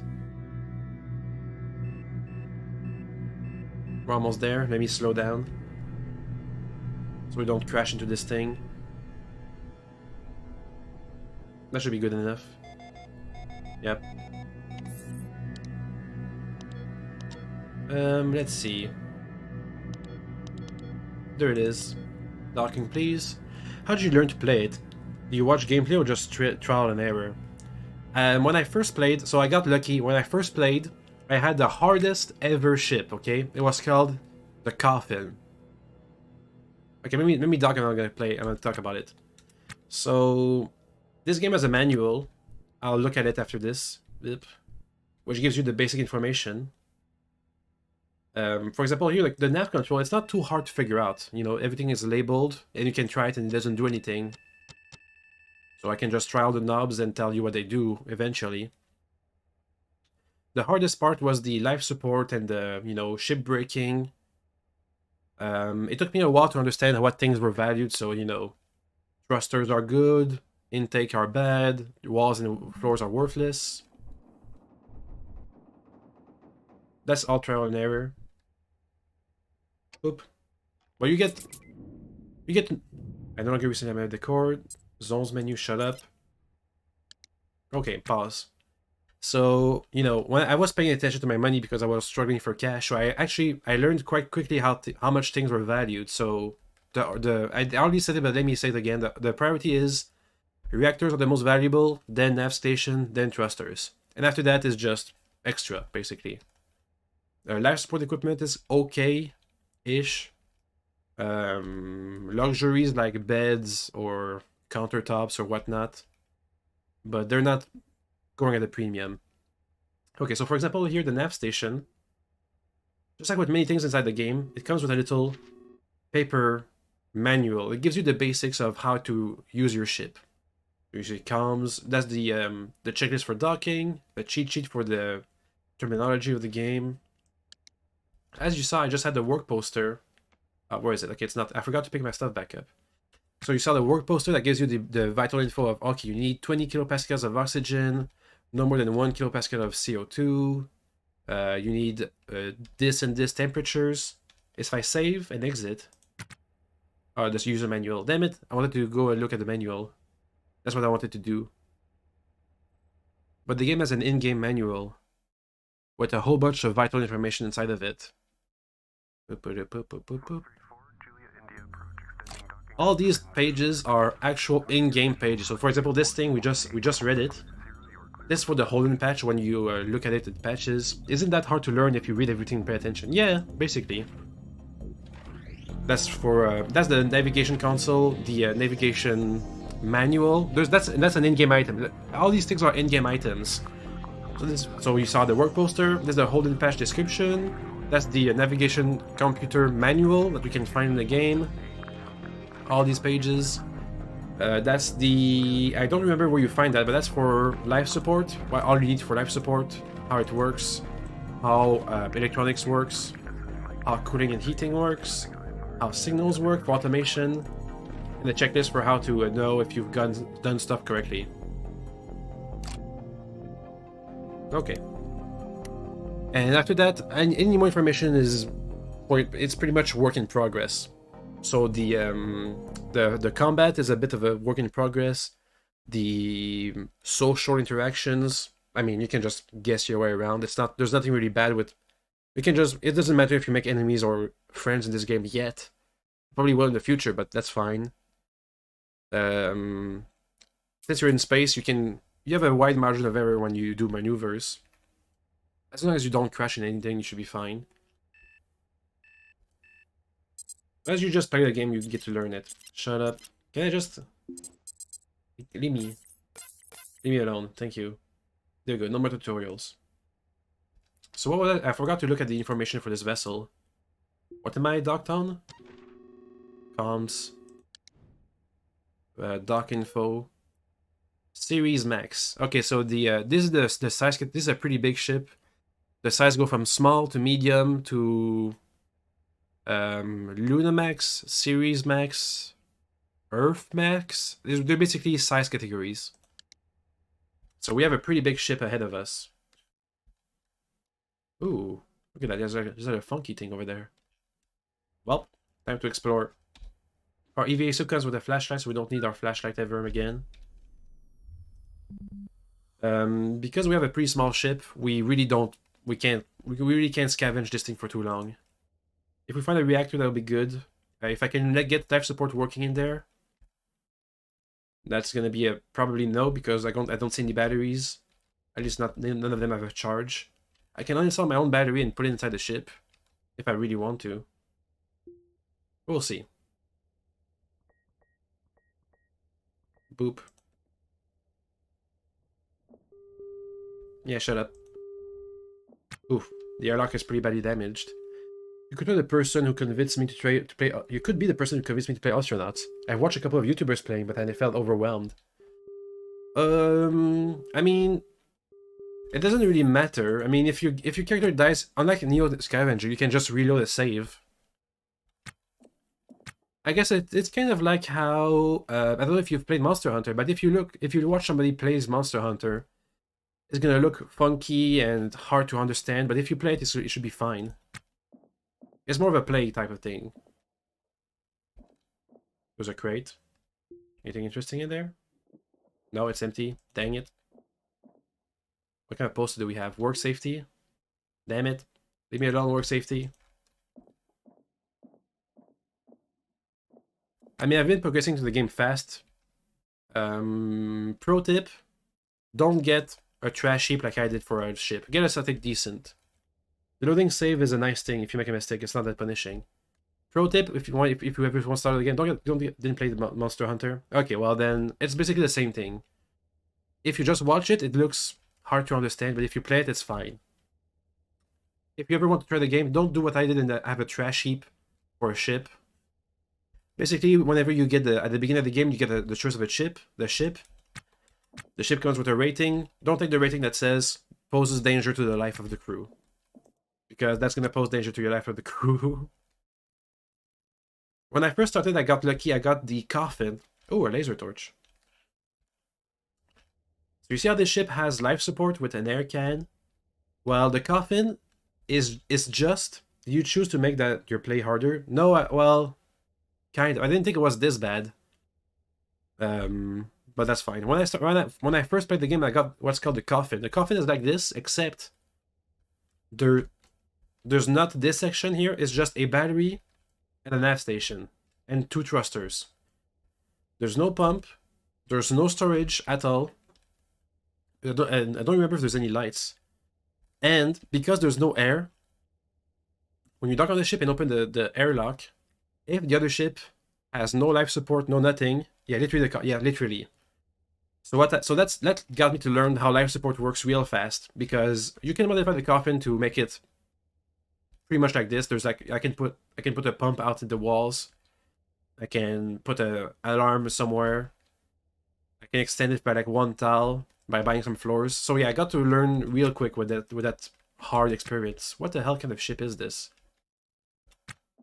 Bunch of cargo webs, trenchers, motherboard, coveralls. I want to take the torch. It doesn't have any batteries, but I want to pick it up. I have the space. So this is a Weber high intensity optical tool with adjustable power, focus, and weld attachment. Perfect for any range of jobs from soldering to cutting and welding in any environment when powered. So this is going to replace my welder, my solder, my hacksaw, but not my screwdriver. So this is like this is a literal upgrade to my stuff.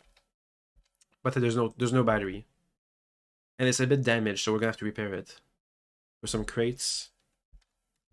A pill bottle, some heat sinks. This is like a salvage ship. Crate. Access lock. Use my hacking powers to hack the pin code. Okay.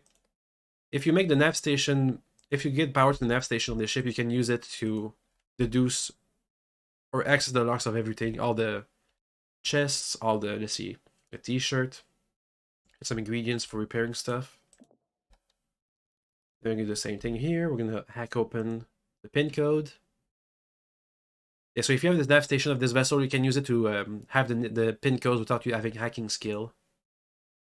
Okay, crate, inventory, drink pouch, coveralls, t-shirt, a power drill. That's an upgrade to my screwdriver. Screwdriver. Has really low condition.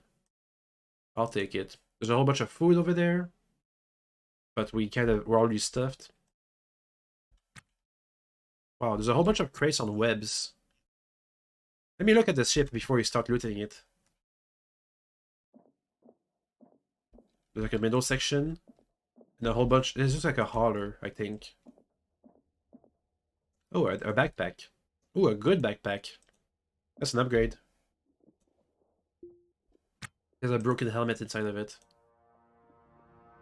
Boop. Upgrade. Put the lance in there. Give me my clothes. The drill. The crowbar.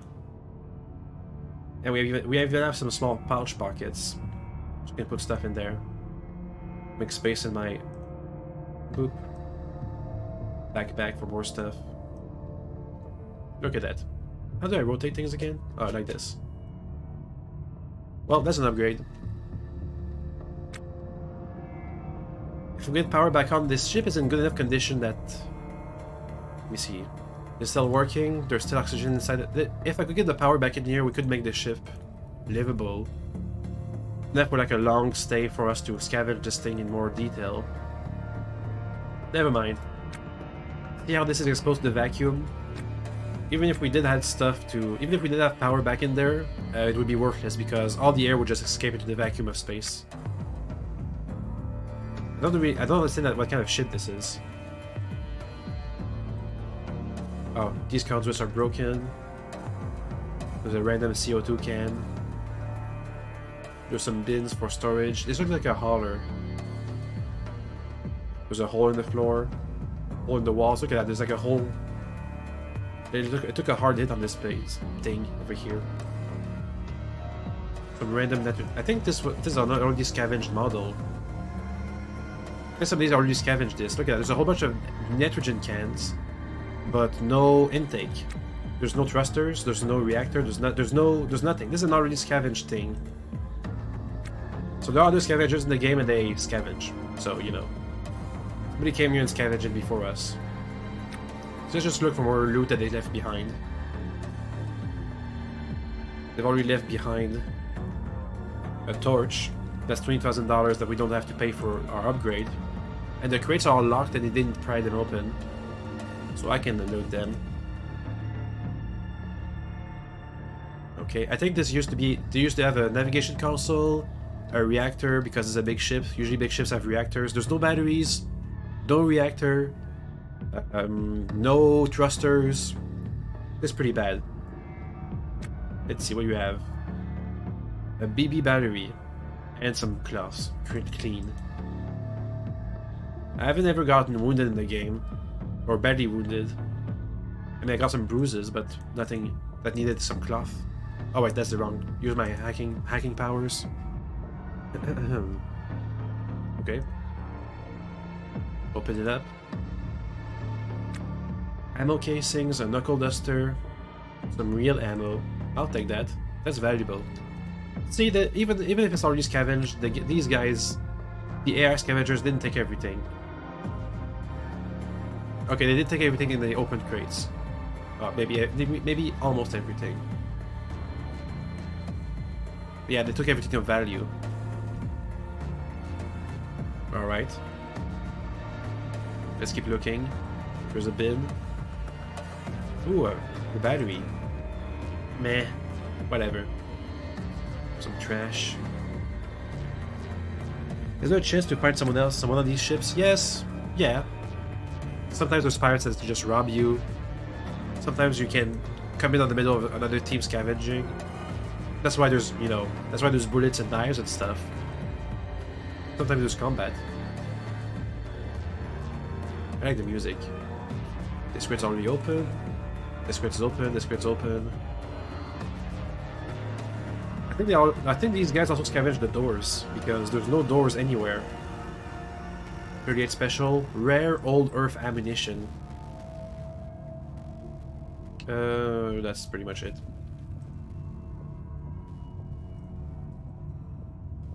Okay then, let's leave. We can just leave to another wreck.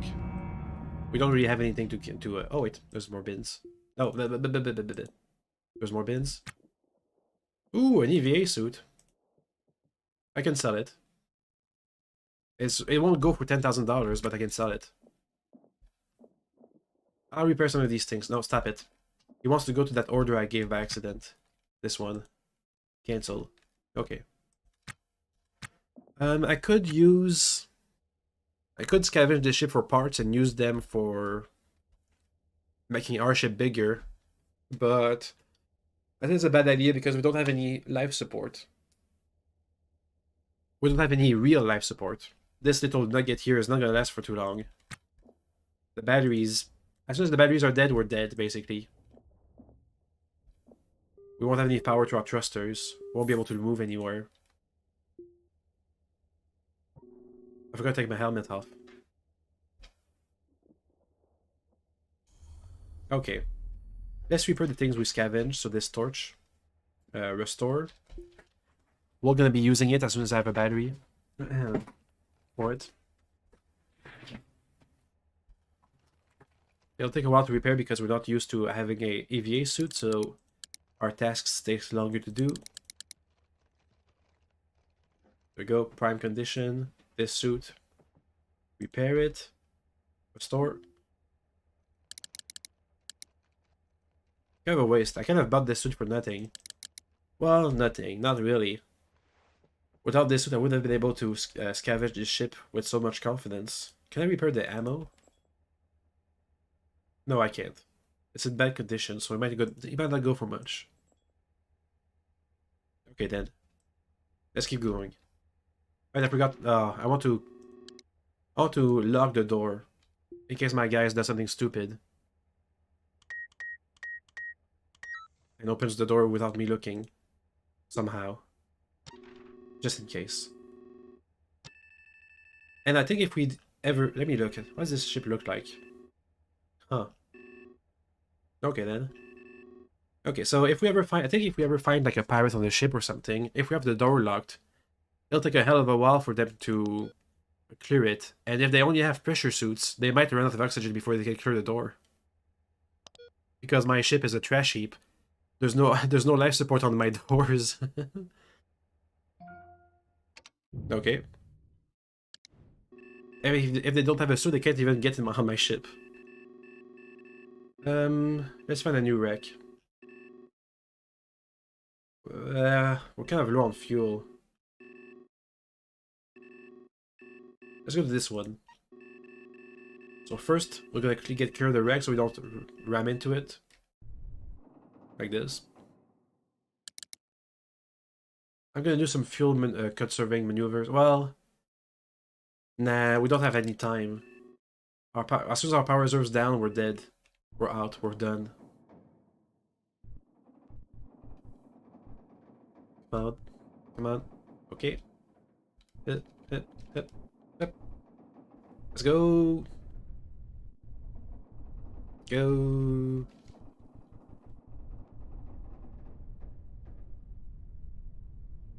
We can use fuel, that's fine. Okay. About 3 minutes to get there. 1.5 minutes. I'm gonna blow my nose while this happens. Excuse me.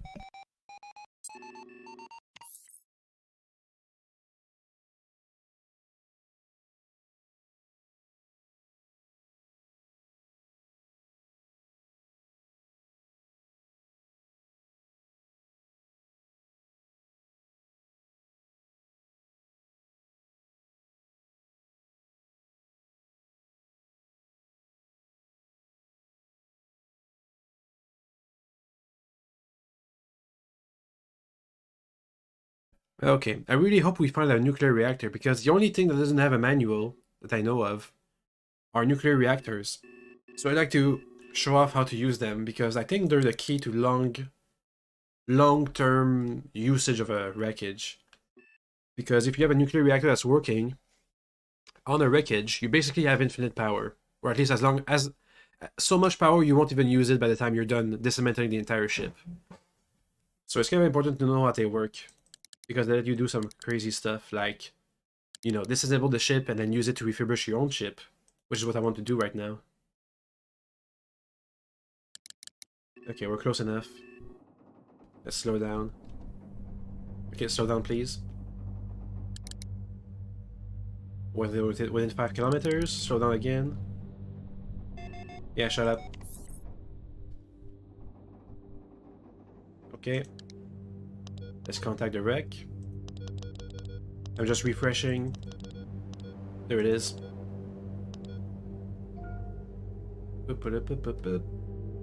There we are. We're a bit too fast.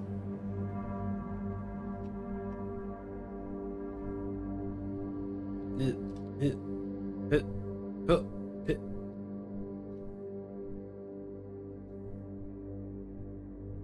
think we're good. So do you use your ship's power while you're docked and scavenging another ship? Yep, the ship uses its own power. Well, if I'm docked and scavenging, my ship's power is just being used for the lights and the console, and the battery literally drains power. And the air. If you have a heater, it's gonna... Ooh! Another big ship. So while I'm docked right now doing nothing, the pressure alarm takes power, the lights take power. That's pretty much it. So it doesn't drain too fast, but if I stay here for like 10 hours... So if I stay here for an hour, it should be fine. If I stay here for 10 hours, we're gonna run out of power. We'll be in big trouble. So another big ship. Oh! Look at that. The lights are on. There's... Oh, there's somebody. Bleeding, gasping, exhausted, blacking out, dirty, dead. A bartender and a law enforcement officer. Without nuclear, you can't just stay a whole lot on another ship or just stay random in space. Well, you can, but you won't... Let's say you have no power. You can stay on your ship, it's fine. But you can't move. Your thrusters need power to move. Eventually you won't have any air. If you depressurize, you'll be screwed. So this ship has power, and there's dead people on it. Which means more loot for us. Let's go and look at it. The people being dead is a good sign. It means the pirates, if there are pirates, either they're dead or they're dying. Access lock. Or they're wounded, which is even better for us. Oop. Basically, all the ships, all your ships, the ones you have, they're basically all going to be salvage tugs, which means they don't have long range capability. There's no food on board, there's no water on board.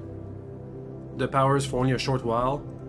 Designed so you regularly go back on the station and to refuel and whatnot. Oh, the door's broken. Let's scrap it. Look, see, there's power on this. There's power on this pump, but on this one.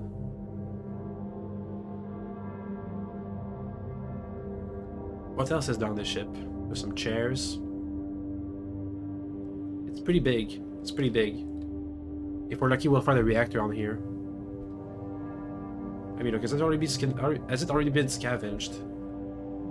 Nope, the reactor's over there. Oh, it's broken. Ugh. But can you repair another ship and make it your own? Yeah, you can repair it, but to make it your own, you need to buy it, because technically the scrapyard owns it. They only charge you a license for scavenging, but if you want to repair it and make it your own, you need to buy it. One of the things you can do is buy a ship like let's say this one. See over there how the reactor is broken? That means the reactor is usually the big value maker of a ship. So let's say this ship is usually $2 million.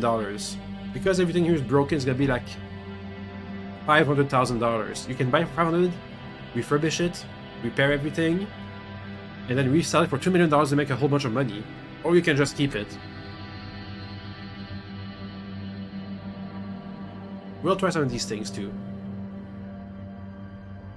Okay, let me assess the damage. The chairs are all almost broken. The conduits are breaking down. Oh, the thrusters are still there. This door is damaged. Scrap it. Do I have a crowbar on me? I thought I should be able to pry them open. Maybe I can only pry open working doors. Anyway, we're chill. I need to know if there's any hole on the ship. If any of the walls or floors are holed. That way I know if I put the power back on and the pumps start pumping, if they are just going to pump into the void or if there's something else going on. And we can also inspect the bodies. That's a thing we can do too. What's that over there? Trenchers, some food. Okay, there's the engineering bay. There's a pump. I don't see any holes in the walls. I think this thruster's damaged. That's fine. There's a toilet. Is there water in the sink? No water. Dang it. I think our character's gonna get thirsty next. So we want to get... Well, we have some pouches on us. Hydration pouches. But I like to scavenge some of our own... Some water from here. Oh.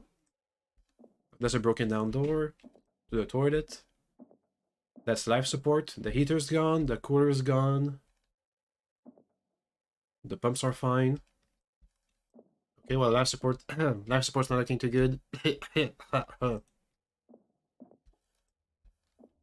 All the doors are pretty much busted. Let me scrap them so we can see what's beyond them. If a door's busted, it's not even sealed, so if there's a hole back there, it's gonna leak air. Another broken door. I love how you can see the stuff on the ground at the window from the inventory, even if the character moves. Yee! I like that too. So you'll have to refresh the inventory every 5 seconds. What I like the most is how, because I have a helmet on, I can see a helmet on my interface with relevant information over there. Okay, so there's some dead people, there's the reactor. I didn't see any of the containers required for the reactor to work. Ah, more broken doors. Let's scrap it. Oh, you can investigate the corpses. I will do that too. Hello, Dr. Jack Brack. Hello. We're doing good, I think. We're scavenging, basically. I mean, shipbreaking. Back in DayZ, in the good old days, taking a step, opening inventory, so on. I've heard of that. Though I haven't played it myself. I'm just looking to see if we have deuterium and helium-3 on the ship. So even if I can repair the reactor and take it off, or I can repair it and use it to extend our stay here for a bit. Anyway, I need to repair it. Let's see. Do we have all the components needed? He's taking some steel. Yep. There's so much stuff broken on this ship that we should have all the ingredients we need to repair the reactor by scavenging parts from other parts. What is he doing? What the hell am I doing? Oh, I'm going outside. I'm probably scavenging something from a broken thruster. Yep, a heatsink. That doesn't sound right, but okay. How much power is in the battery? A tiny little bit. If we're lucky, it's enough for us to restart the reactor. If not, then we're not. What? Go back. Missing a heatsink. Are you sure? We need more heatsinks. Yeah, just scavenge one from the outworld. I can... Let me see. Maybe the heater or cooler, they usually have heatsinks in them. You know what's missing? We're missing the navigation console. Bash, repair, uninstall. It's really important for us to repair this thing. It's big money. It's the biggest money. It would set us up for like the rest of the game, basically. Or just one heatsink away from it. Let me see if I can find the nav console. Another broken down heater. All the heaters are broken. Transponder's broken. I think this is where the nav console used to be. It's gone though. The batteries are dead or damaged. Lots of damaged stuff on here. Broken cooler. This wreck is in really bad condition. Nothing in there. Some dead people down there. The thrusters are broken. Yeah, this wreck is in bad condition. I think we should just get the reactor running and leave. Scavenge it. I mean, excuse me. Bash, repair, uninstall. Nope. Okay, let's look a bit closer.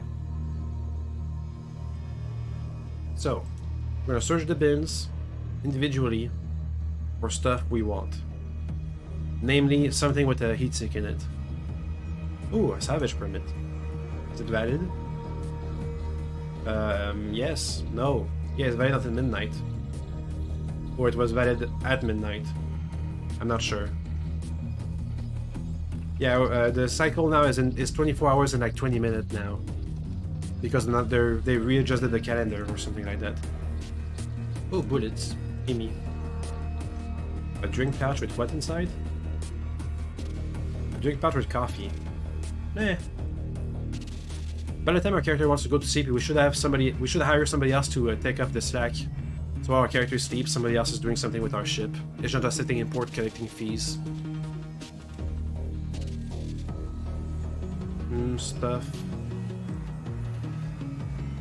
Everything here is broken, but there's a bin, pill bottle, screwdriver, a whole bunch of random stuff. Oh, another salvage permit. This one was valid like 3 months ago. Okay. What else was in there? Vodka. Okay. More bins. A screen, motor, t-shirt. Is there really no heat? Oh, there's a door. Maybe it's something new behind there. Access lock. It has power.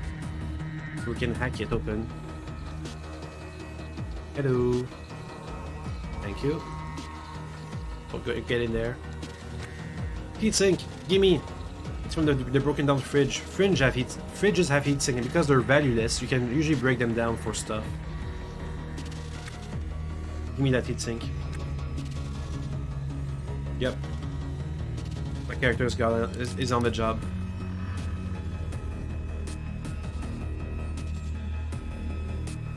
Repair the reactor, please. Yeah, so this ship is in so bad a condition that a whole bunch of stuff here is broken down or just literally missing. Everything's broken, the thrusters, everything. So what we're gonna do is we're gonna look at the reactor, see if it has enough, see if there's fuel on the ship. Pretty sure the fuel containers have also broken down and disappeared. And this battery over there doesn't have enough power, I think, to start the reactor. The reactor takes a tiny bit of power to start and then produces it. So if I really wanted to start it, I'd have to take my battery out of my own ship and put it in here. Anyway, it's worth the trouble because it's really valuable. It'll take like an hour, I think, to repair. Nah, 10 minutes, 30 minutes. It'll take a while. Ugh. Let me just drink some water.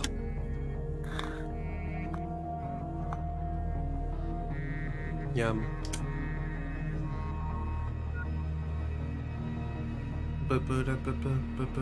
Once we're done with the reactor, I think we're gonna salvage some thrusters because they're also kind of valuable. But the real reason is because they're so small we can actually fit them on our ship to haul them back home. Oh, and I think we're gonna investigate the corpses. I hope it costs a fortune for this repair time. Oh yeah, it does. Yeah, it's the most valuable piece of any ship, basically. That's why whenever another scavenger has already hit a ship, you can usually notice it by the fact that there's no reactor and no nav console, and all the thrusters are gone. Because those are the most valuable pieces.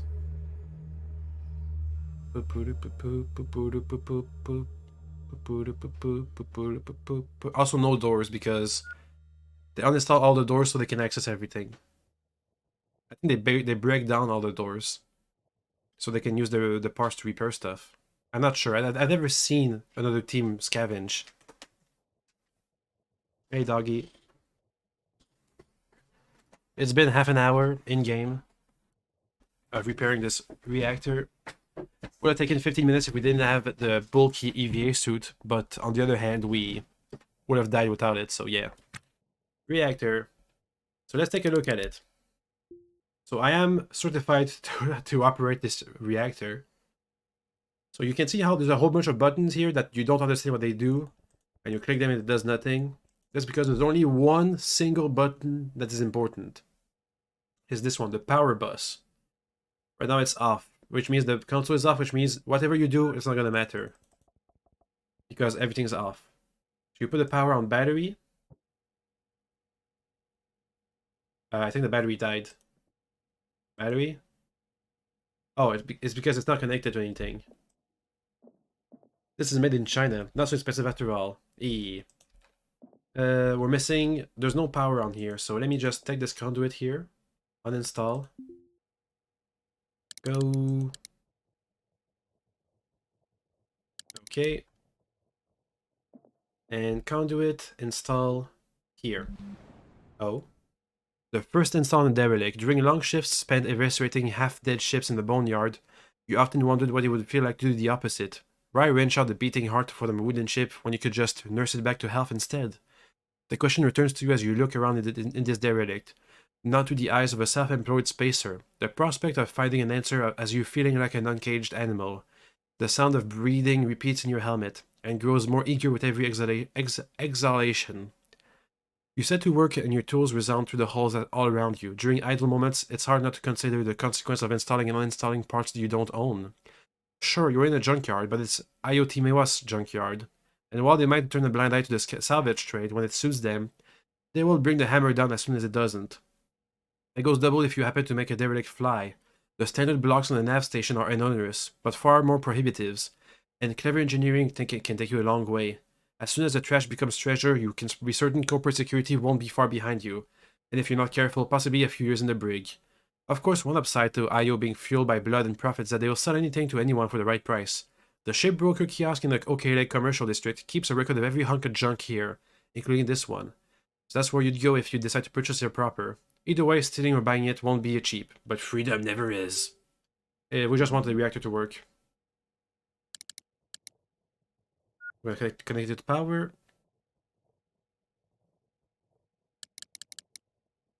Okay. Let's try it again. Oh. Battery. Damn you, battery. Why won't you work?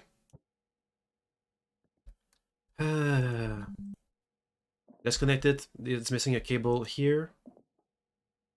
Let's connect it. Uninstall. I don't remember if you're supposed to connect both ends of the reactor. Let me see. Power. This is unconnected to anything. Because there's... What? Oh, these conduits are broken. Ah, that's why they don't work. Okay. Well, I'll use this one to connect it almost directly to the battery. See if that works. Conduit. We're doing a bit of troubleshooting here. Yep. Install it. How about now? Battery. Damn you, battery! Is it still not connected? Come on. Oh, I know why. Because we're missing a conduit here! The battery is connected to nothing. Damn you, battery. We scavenge these bits. These batteries are dead, so these conduits do nothing. Uninstall.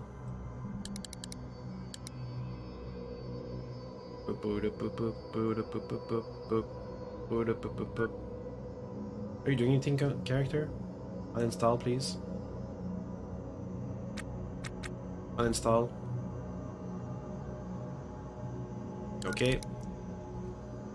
Install on the actual port of the battery, so it actually works. Please. How about now? Aha! It works! Pause. Okay, so you can see everything is turned down and all the lights are flashing, so it's turned down. The battery's... I think the battery's dead. It died charging a capacitor. So you can see here the ignition sequence. If you follow this sequence, you can make the fusion reactor start. So what you do is you put it on battery power so the thing actually activates. And then you do boop, boop, boop, boop, boop, boop, boop. So that was the laser cap, laser alignment, pellet feed, cryo, fuel regulation over there, yield coils, these things. I don't remember what this means, but it's the thing that actually makes electricity. And then finally ignition. But there's no battery, and there's no fuel. See this fuel over here? Yeah, there's no fuel, so it won't work. Bleh. Anyway, let's uninstall it and wait, first, before we uninstall this thing, let me see if I can scavenge any good thrusters around here. Thrusters, nope. I can also repair some thrusters if we need to. This one's good. Uninstall. How many can I fit on my ship? 1, 2, 3, 4. Let's scavenge 4 of them. Oof! Look at this wear and tear. So the green bar is the actual working health bar. When it goes into the red, that's when it becomes damaged, like the reactor. So before it was right there at damaged in the red. We repaired it so it's back to being green. And over time it's gonna keep degrading.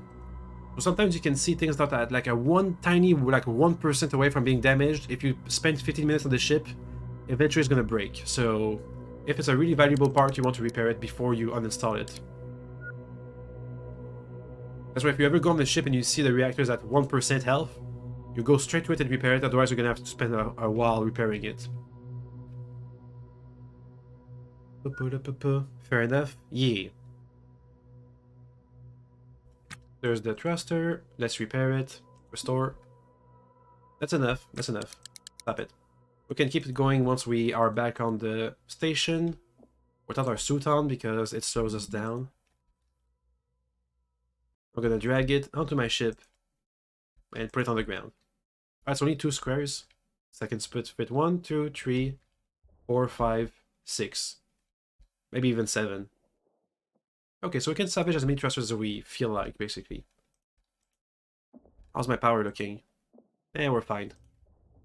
Let's keep looking for thrusters. Once we're done with the thrusters, we'll uninstall the reactor and leave. Uninstalling the reactor takes a while, so that's why I'm not going to do it right now. There's another working thruster. Restore it for a bit. We can also look at all the bins in this place. And also we still need to examine the corpses. I think the security guy is going to be more important than the bartender guy. You get bounties for reporting their deaths. And you can try to investigate and see if you can find the cause of the murder. Sometimes it gets spooky.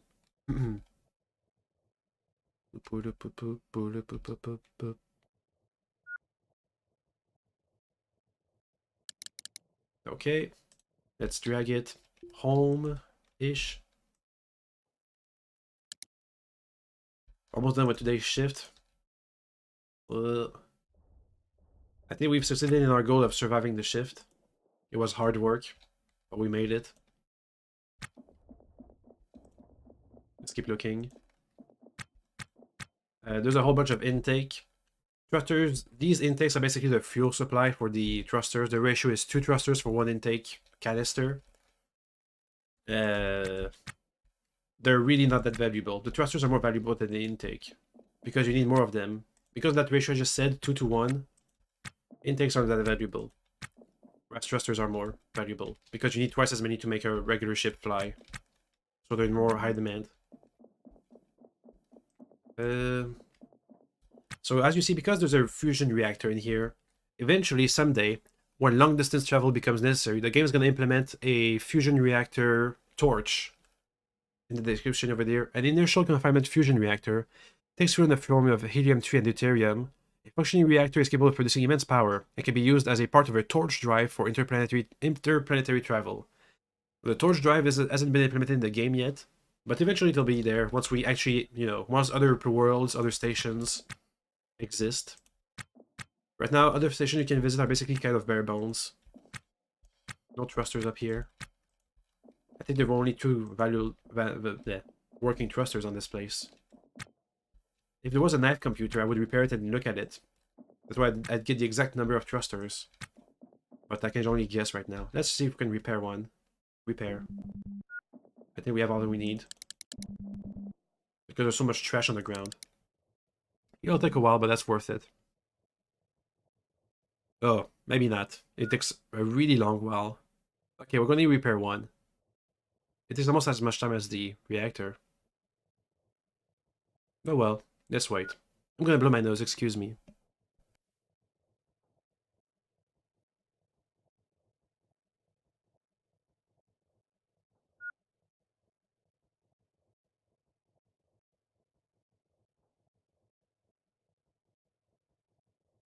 Blee.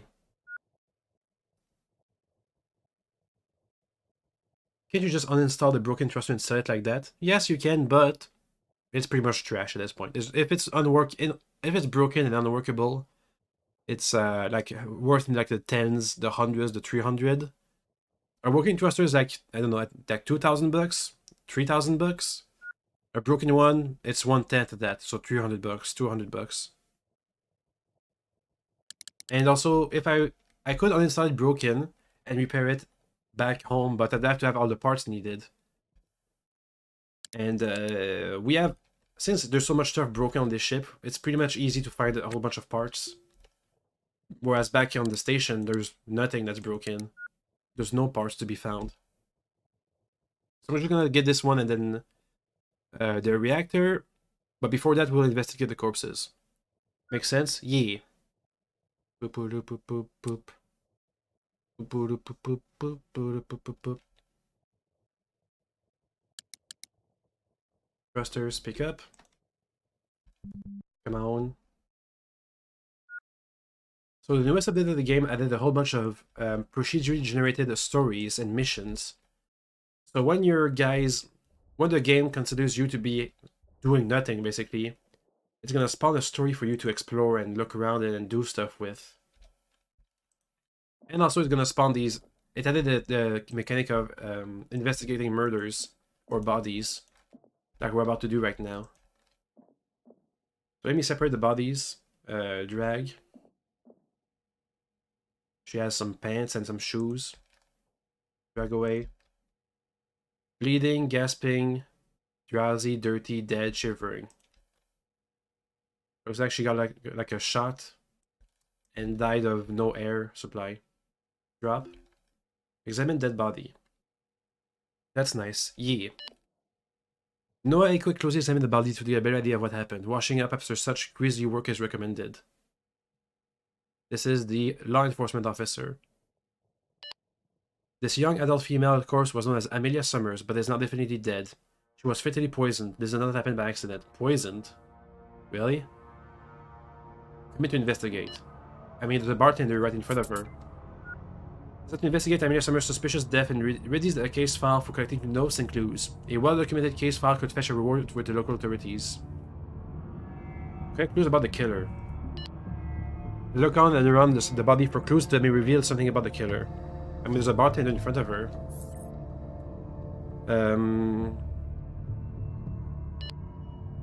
If the killer grew up on around Mars. Is it this guy? Venus. Nope. I think there's a chance we find the killer. Can I keep collecting clues? Is it gonna be the same thing or something else? Tendonitis. The killers work as a shipbreaker. Anything else? So we have a shipbreaker from Mars. Male. I think that's about it. Anything else? Grew up in Labyrinth, underground Mars. I mean, that's a bit detailed, but sure. More clues. I think that's it. One more try. No more obvious clues for me to find. Okay, so we're gonna go back to OK Leg and look around to see if we can find the killer. There's a chance he's over there. If not, we can just hand over the report and get the authorities to investigate themselves. Seek victims' contacts. Examine Amelia Summers' body and surrounding for clues about close relations or enemies. It's not pleasant work. I find no signs of relatives or friends. Affiliation. She was a security officer at K-Leg. Is a contractor working for the private military company AOSEC. Informing either an IOTAMA Corps manager or another AOSEC officer may earn favor and reward. Got it. Now we have a case file with us. That's what determines what kind. That object determines that you're actually working on the quest. How does the character find that info? I don't know. He looks around. He found some red dust. Don't know. I mean, there's a PDA there. A locked crate. Another dead guy. I can only work one case at a time. Contact. Young adult. Allergic sensitivity. Okay. Yeah, sure. Access lock. Hack it. Hacking powers. I'll take off the PDA too. Usually, I don't know why, but the PDAs don't hold clues to the case, but they do hold information inside of it. Files and stuff, for lore purposes. It's empty. Amazing. Pick this up. Yeah, pick it up. Pick this up. And now let's look around the bins and stuff to see if there's anything valuable inside of there. I don't think you get a reward for getting the body back home at Kalex Station, so we're just gonna leave it there. Bin. Ooh. That's new. I've never seen a metal crowbar like that. Ah, because at 30%. Because it's damaged. That's why it's at 30. It's all pale and silvery. Silvery. Nothing. Trash.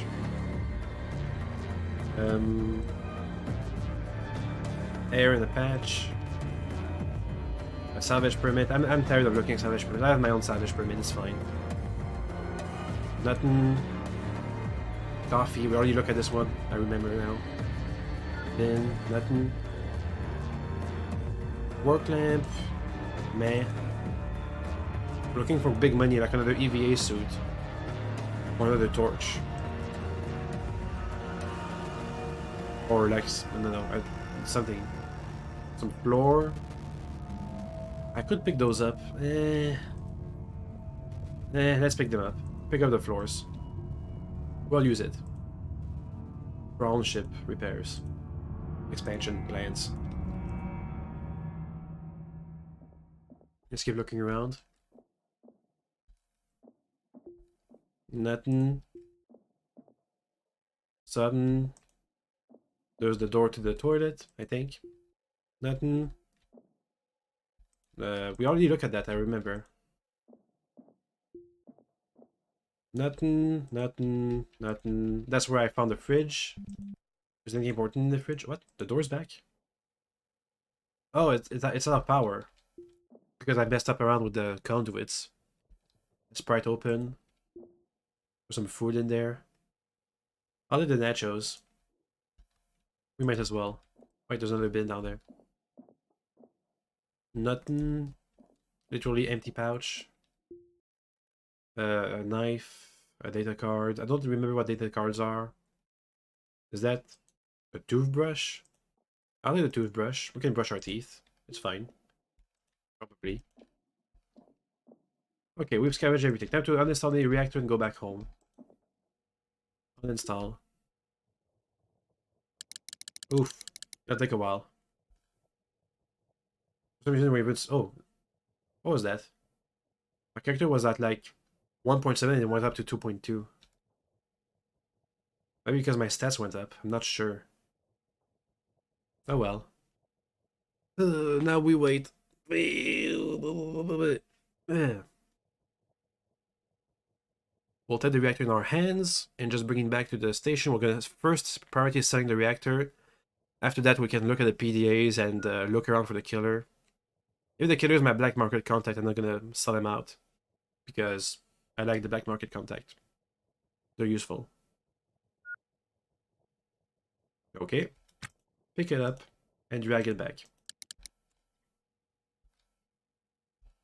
Drag it back on the ship.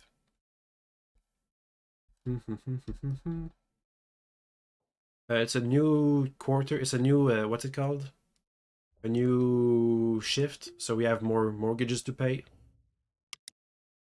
Pay $1,000 gone. Good. Okay, we're gonna depressurize this place. How's the battery? Half charge. It's fine. We're fine. Take out the helmet. Should I take out the helmet? I don't have any space in my backpack or anything. My guy casually dragging a reactor, nuclear reactor after him. It's fine. It's not a fission reactor. It's a fusion reactor. That's the difference. I'm gonna keep my helmet on. Dock info. Clearance, undock. We're out. Yeah, so this ship was in pretty bad condition. So I'm over there. The sport is over there. We're gonna have to do a bit of a diagonal entry. Oop. Turn around towards the port. Faster. 7 degrees. 0.5 degrees, that's enough. So I'm gonna use the power of time acceleration to see how my ship is gonna translate. That should be fine. Like that. Right now I'm using visuals to guide myself instead of using these datas over there. You can see the planet, the little asteroid is, it's not really a planet, it's more like a tiny little... I think it's an asteroid, not even a planetoid. Okay, we're good enough. Let's slow down and head towards the station. With the last of my fuel, I'm at 50% fuel, that's fine. Kind of.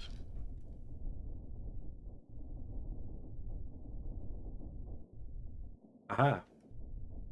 Let's go ASAP. Okay, 60 seconds. I'm not sure, is this a wreckage or is this like a ship that just literally died by crashing into the planet? If a ship died, if let's say somebody just, you know, somebody from Mars comes in here and forgets to decelerate and just drill is damaged. What does that mean? One of my tools got damaged. Oh, I know what happened. Pause. Okay, like, request docking. One of the tools I salvaged, the power drill, got damaged. And now it's broken. Dang it. If we had the power drill and the torch combo, that's the ultimate upgrades to my tools. But it's fine. With the if we sell the reactor, we can just buy a drill. We'll have enough money. Shut up. Thank you.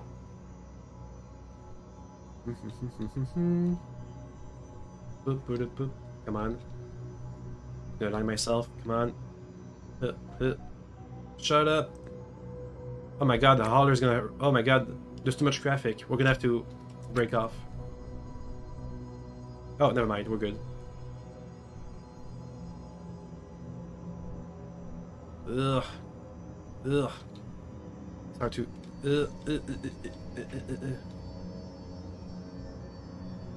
That's as close as I can manage. Or too fast.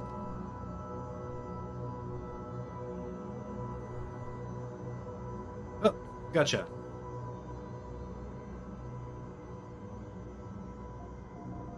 Okay, we're docked. Shut up, nav station. Mute. Okay, we're good. That was close. There was so much traffic up there. Let's go to the black market and see if we can sell the reactor. And also see if I can take off the helmet. The floor on the floor. Okay. There's my shoes. You see that people don't steal your stuff, I think. So priority number 1, selling the reactor. Priority number 2, filing off the death investigation. We'll look around the people, see if we find any shipbreakers from Mars. How's the condition of this reactor? We can restore it for a bit. The value is so high that it's worth every 0.1% of condition. Okay. You'll see. Okay, I think that's Alexia. Hello. You're from KDX, so you're fine. Jasmine, you're a shipbreaker from Mercury. That's fine. Offer to trade.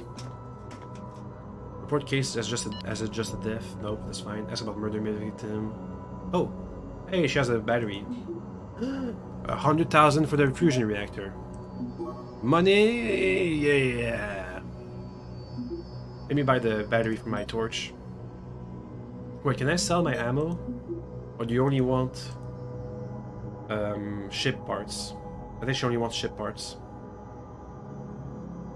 Can I stack some stuff? Put the toothbrush. I'm gonna put the toothbrush inside the toilet. Here. Okay, so now we have money. So we can afford to buy things, buy supplies. Toothbrush. Can I brush my teeth? Ooh, brush teeth. Brushing teeth. Ah, fresh teeth. Oh, that's cool. So you know how in Neo Scavenger, one turn is like, I don't know, 2 hours? And so, for example, in my last game, it took us 30 days to finish the game, right? But in this game, it's pretty... See, we made $100,000 in like... I don't know, like 4 hours. By the end of the day, we should have enough money to pay off the mortgage. So, like, the game... Because the game has like a time... We can speed up to time 16. But the game is meant... In the future, it's gonna be meant to be played on a larger time scale. So some of the effects, like brushing your teeth, I imagine eventually your teeth are gonna fall out or something. Because we're in zero gravity, we can have the effects of, I think it's what's it called? Feeble, fragile, unfit. There's a fourth effect if you don't work out. Oh, it's brittle bones. You can have your bones become brittle. Eventually, in the long term, like, in 10 years, 20 years, it actually happens. If you play in the character creation, when you can spend a year or so doing stuff, that's how you can see how the time is implemented in the game. So after a while, effects happen. But in game right now, our game is gonna last like a week, 2 weeks at most, in-game weeks. So we won't be able to see the long-term effects of some stuff. So, for example, even if we exercise for 2 weeks straight, you can exercise to get rid of these traits. So you can exercise to become strong. You can exercise to become fit. I don't remember how you exercise to become fragile, but I'm pretty sure you can do it. You can... I'm pretty sure you can get the treatment to get immunosuppressed out of there, whatever. There's a bunch of stuff you can do, but it's meant to be done on like a big time scale of like a year. So even if we were to work out constantly for 2 weeks, we get like 2% towards our objective. So it wouldn't really be worth it. Anyway, I have some space, so let's buy the battery for my torch. I'm gonna have an upgrade to my tools. Torch, battery, 10,000 bucks. Big upgrade. Now, we don't want to have to buy a new battery every time this thing runs out, so eventually we'll have to buy a battery recharge station and have the space to, put it on our ship. Okay, so this is, let me remember, it's a soldiering, so let me get rid of my soldering iron. Where is it? And this power duel over there is damaged, so it's worthless. I'll set it off. So this welder is to be sold. This soldering iron is worthless. I think the hacksaw is worthless. Now we have the torch. And we only need the power drill, and we have the best tools available for the job. Let me take off... I need to get some space in my inventory. Let me do that. Let's go to the kiosk and sell the miscellaneous stuff we have. Let me look around first. Any shipbreakers from Mars? Henjo Mars, that's a manager. Bartender. Did I get to the last 3 minutes? Well, we made budgeted buddies, basically. And we brush our teeth. And I explain how the game is meant to be played on the long term, so short-term things like a squatter from the moon, a pirate. Some things like brushing your teeth or working out doesn't really work as intended yet. Shipbreaker from Mercury. Well, this guy. Manager from K-Leg. Anybody else? No? Okay. $100,000. You made some money. Yeah, I told you.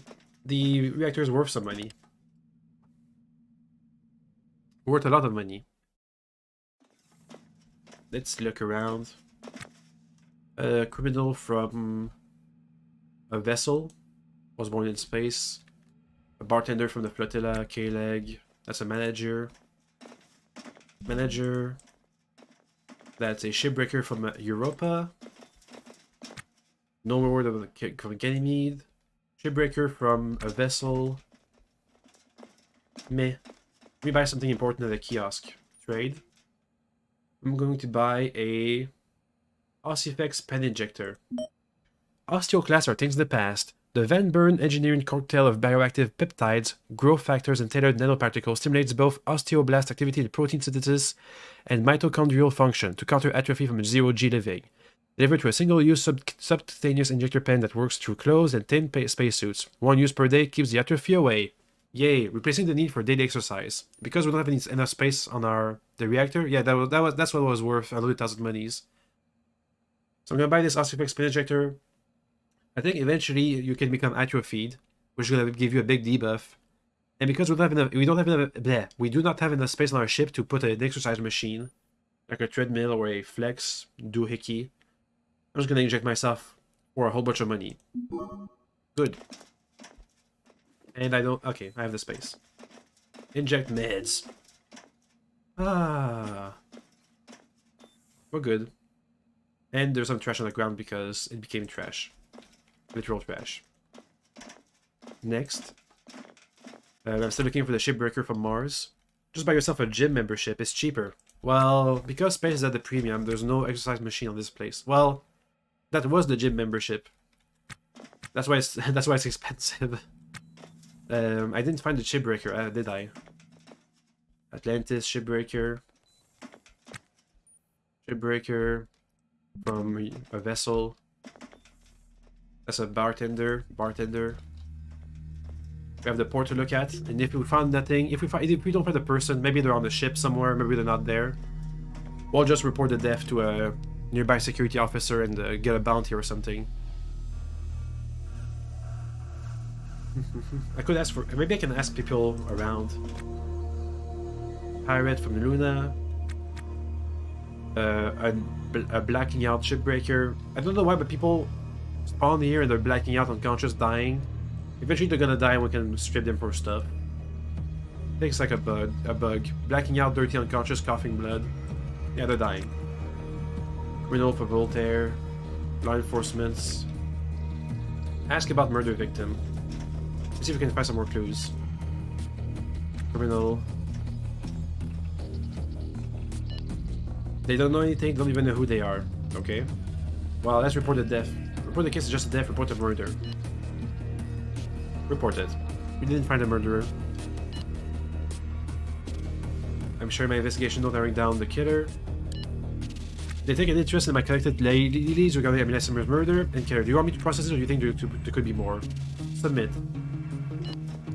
I finalized the case, they don't plan on collecting any more clues.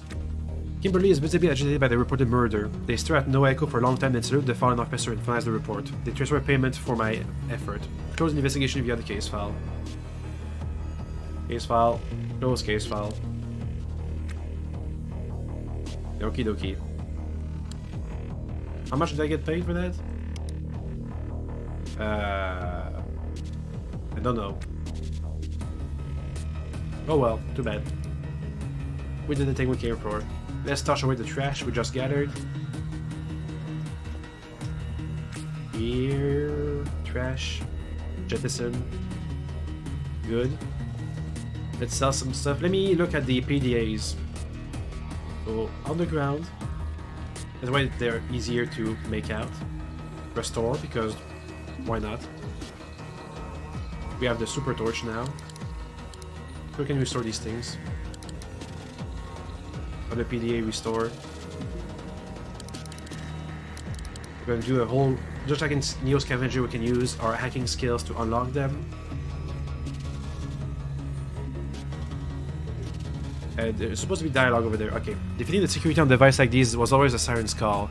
A puzzle you could sink your teeth into in your downtime.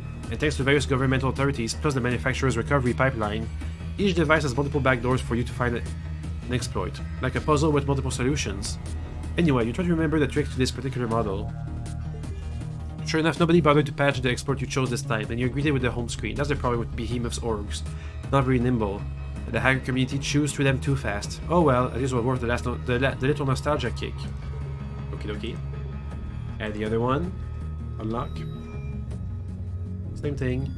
This PDA is locked and requires authentication to access content. Most PDAs features a variety of authenticators, including passwords, pins, and various sensor-based biometrics. But simply brute forcing through these will be a futile due to failed logging attempts to maintain lockouts. Hack. Good. Now we're going to open up our own PDA and transfer some files. What? PDA not found? What do you mean? Did I forget my own PDA? Well, time to appropriate one of those. That's my PDA now. Yoink. Okay, so no echoes PDA. There's some files in there. I'm gonna transfer all of those. Boop. We now have an empty PDA on the ground. I'm gonna put it inside my toolbox and sell it. We'll look at the files and sell them on the black market if they're worth something. Toolbox PDA, 30 bucks. Yoink. This is all fine. I don't need the work lamp anymore. I'll keep it. The hacksaw's worthless because we have the laser now. The screwdriver is useful. The soldering iron is useless. Yep. Power drill's damaged. Where's the screwdriver? I can't sell the ammo. I think the ammo... Okay, I think I can't sell the ammo at all. Mechanical parts, sell. Friction welder, sell. Crowbar, I'm gonna keep it. Anything valuable in there? Nah. Probably not. Ah, inventory space. Oh, I can sell the other EVA suit. How much? Almost $1,000. I'll take it. Anything else I can empty out of my inventory? I'll keep that, I'll keep that. I think I should jettison the ammo. I can keep this ammo for my personal use. Over there. I'm gonna jettison the old 38. We can buy a gun. That'll come in handy if we ever go into a fight. Jettison. Again. Come on. Open the airlock, please. Jettison. Again. Okay, close the airlock, please. Put the floor on the floor. Let's put on my coveralls. So we do tasks faster. Where are my shoes? There they are. I'm gonna pick up the trash around the station because it's worth something. That's the wrong side. There we go. Work poster. Can I sell the work safety poster? Yeah. For a cent. I'll take it. I'll keep the random floor. I think I'm gonna keep the rest. Okay. Let's go. Let's read the files we just accessed. We just got. Files. I want to know which ones have lore inside of them. Beast sound. An ASMR track of close mic'd reverberations from drumming on every conceivable mundane item and material in the spacesuit's everyday environment. The spacesuit in question narrates calmly and reassuringly throughout with a beautifully sonorous voice. Cool. Contacts bin, that's just contacts. A database backup consisting of a personal address book for a researcher working for the residents of New Cal and neighboring Aerostat. I'm going to keep that. See this? This gives you a whole bunch of lore. So I'm going to keep this file. About this contact bin. Oh, that's for series. I'm going to keep that. So I'm going to sell this off. I'm going to just sell this off. Keep that. Death of a Legend text. A tabloid obituary sensationalizing the life of a famous local lounge singer, Black Orchid. Plea deal.sound. A confession to heinous crimes under intensive interrogation by private security contractors is probably not meant for public access. Yep. A retro RPG text. A fantasy heartbreaker role-playing game with a meticulously detailed homebrew setting and 523 pages of rules. 213 of them spell entries. That's about right. Uncle.sound. An old man telling all the stories and folklore he can remember from old Nigeria. Vlog.vid. A slice of life video displayed by a fervent disciple of the famous psychic Philip Barry. It's mostly one big advertisement for everyone to get tested for psychic aptitude because it could change your life, like it has changed theirs. And something in Chinese.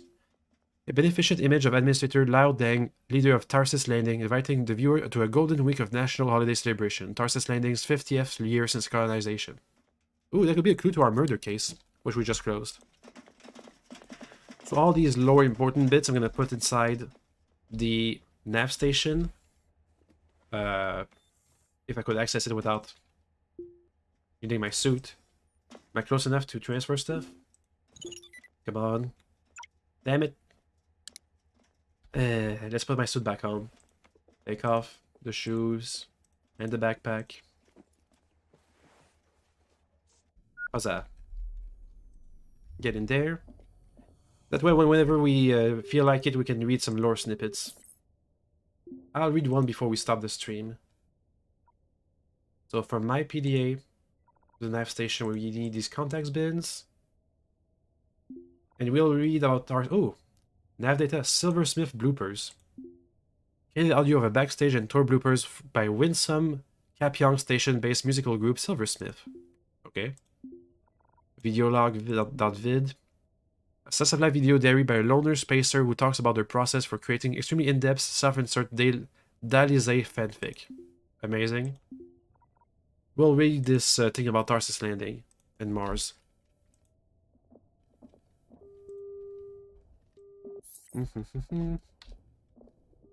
Okay. Put the suit back on. Backpack. Sneaker. That's the wrong foot. Dang it. Okay. So we have all our stuff. Let's put the PDA inside my backpack's pouch, so we don't lose it this time around. I'm gonna buy the last tool we need, which is the drill. Drill to replace our screwdriver. They basically give, there we go, a big boost to your speed.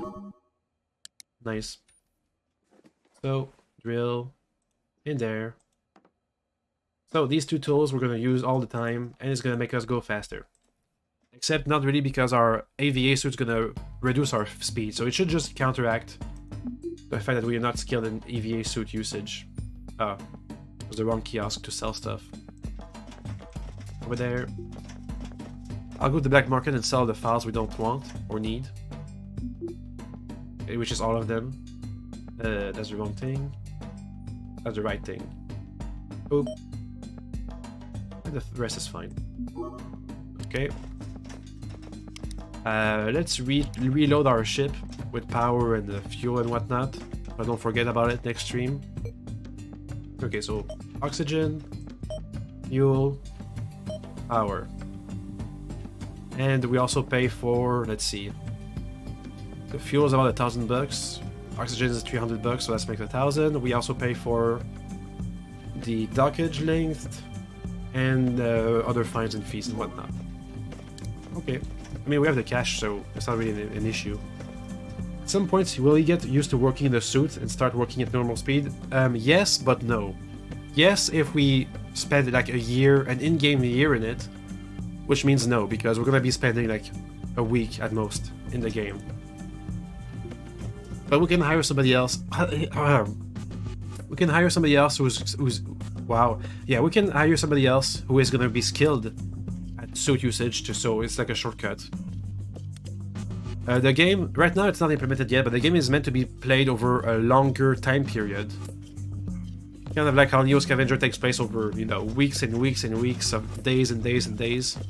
It's been, in Neo Scavenger, in 3 hours we spent like almost a month in game. Over here in 3 hours it's been 4 hours in game. So there's the timetables are a bit wonky. Offer to trade, Alex. Yeah, what was up? Yeah, don't tell me dark jokes. I want to black market. Heyo, change subject. Black market, please. Alex, yeah, focus. Okay, I'll buy a gun. These black-looking helmets are the things that the security officers work. Good point. Yeah, well, you don't really know that. Like, it's hard to notice, but eventually more and more things add up that you'll notice it. I think it's because long-range travel hasn't been put inside the game yet. So as soon as long-range travel becomes a thing, then these things are gonna come into effect. These, you know, long-term type of situations. PDA, $1,000 for the plea deal. That's pretty much it. I'll sell the rest too. Clean out my PDA. Whoa. Wait, I don't want to sell the rest because there's one of these things I want to read. Okay, I'm going to read some lore and then we're going to stop the stream there. So, home, file, the one about Tarsus Landing, this one. Tarsus Landing, Tassigin, and something I can't read, is the oldest and most populous city-state of Mars. On the surface, it appears to be a flue-shielded dwelling in clusters often tens of kilometers apart, but beneath that lies the majority of the city itself, threaded through a series of long, thin lava tubes under Tarsus Plateau and Arzia's Mons. Tarsus and Hangzhou Orbital are together the economic heart of the inner system.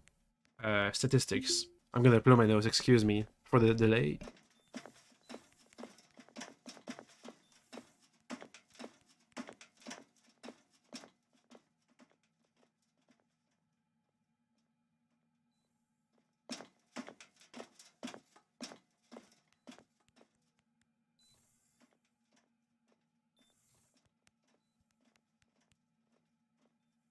Okay, I'm good. Government Socialist Republic, Head of State Administrator Lao Deng, Sovereignty de jure Chinois, which we heard about inside Neo Scavenger by reading the newspaper. De facto independent. So de jure means in theory, de facto means in reality, basically. Basically.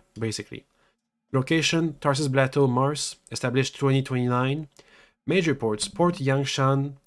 We lost some ammo in our backpack, okay. Industries, telecommunications, consumer electronics, pharmaceuticals, entertainment. Currency, the X and Y. Population, 12 million. Language, Mandarin English. Religion, Buddhism, Christianity. History.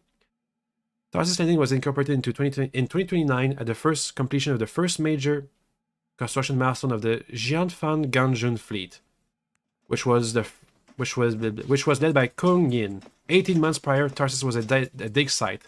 Its population living in prefab bubbles on the surface while working to expand the subterranean lava tube networks. The bulkheads of the first pressurized tunnels were erected in 2029 in what is now Jinhua Square. Administrator Kong died in 2030 from the effects of overwork and prolonged radiation exposure. And many parts of... Somebody's asking for money. I mean, I have money, so it's fine. But the game is paused. Whatever. Many parts of Tarsus were named to honor his memory. Tarsus expanded rapidly throughout the next decade, but even so, development often did not keep up with immigration. To combat the problem of unlawful immigration and homelessness, the Tarsus established the Noctis Regional Processing Facility in 2033. Public opinion supported the decision even after the Off-World News Group uncovered evidence of the harsh living conditions and brutal treatment of immigrants. Groups like Citizens for Tarsus Survival congregate in Tarsus Street with slogans like, I don't know, Laide Ho, Burandik Itngyo Kui Ja. Excuse me if I'm just butchering that. Come properly or leave through the airlock. Well, that's better. The historic animosity between Tarsus and the Labyrinth continues to the present day. Tarsus' economic power increased dramatically with the completion of the space elevator at Arzia's Mons in 2042. Tarsus' population, industrial output, relative living standards, and freedom of movement on and off-world made it an attractive to business. Many inner-city lines underwent gentrification as businesses moved in, bringing an influx of wealthy immigrants and displacing citizens into new ghettos. In 2079, which is this year, Tarsus celebrates its 50th year with a golden week of national holidays. Okie dokie. Organized crime.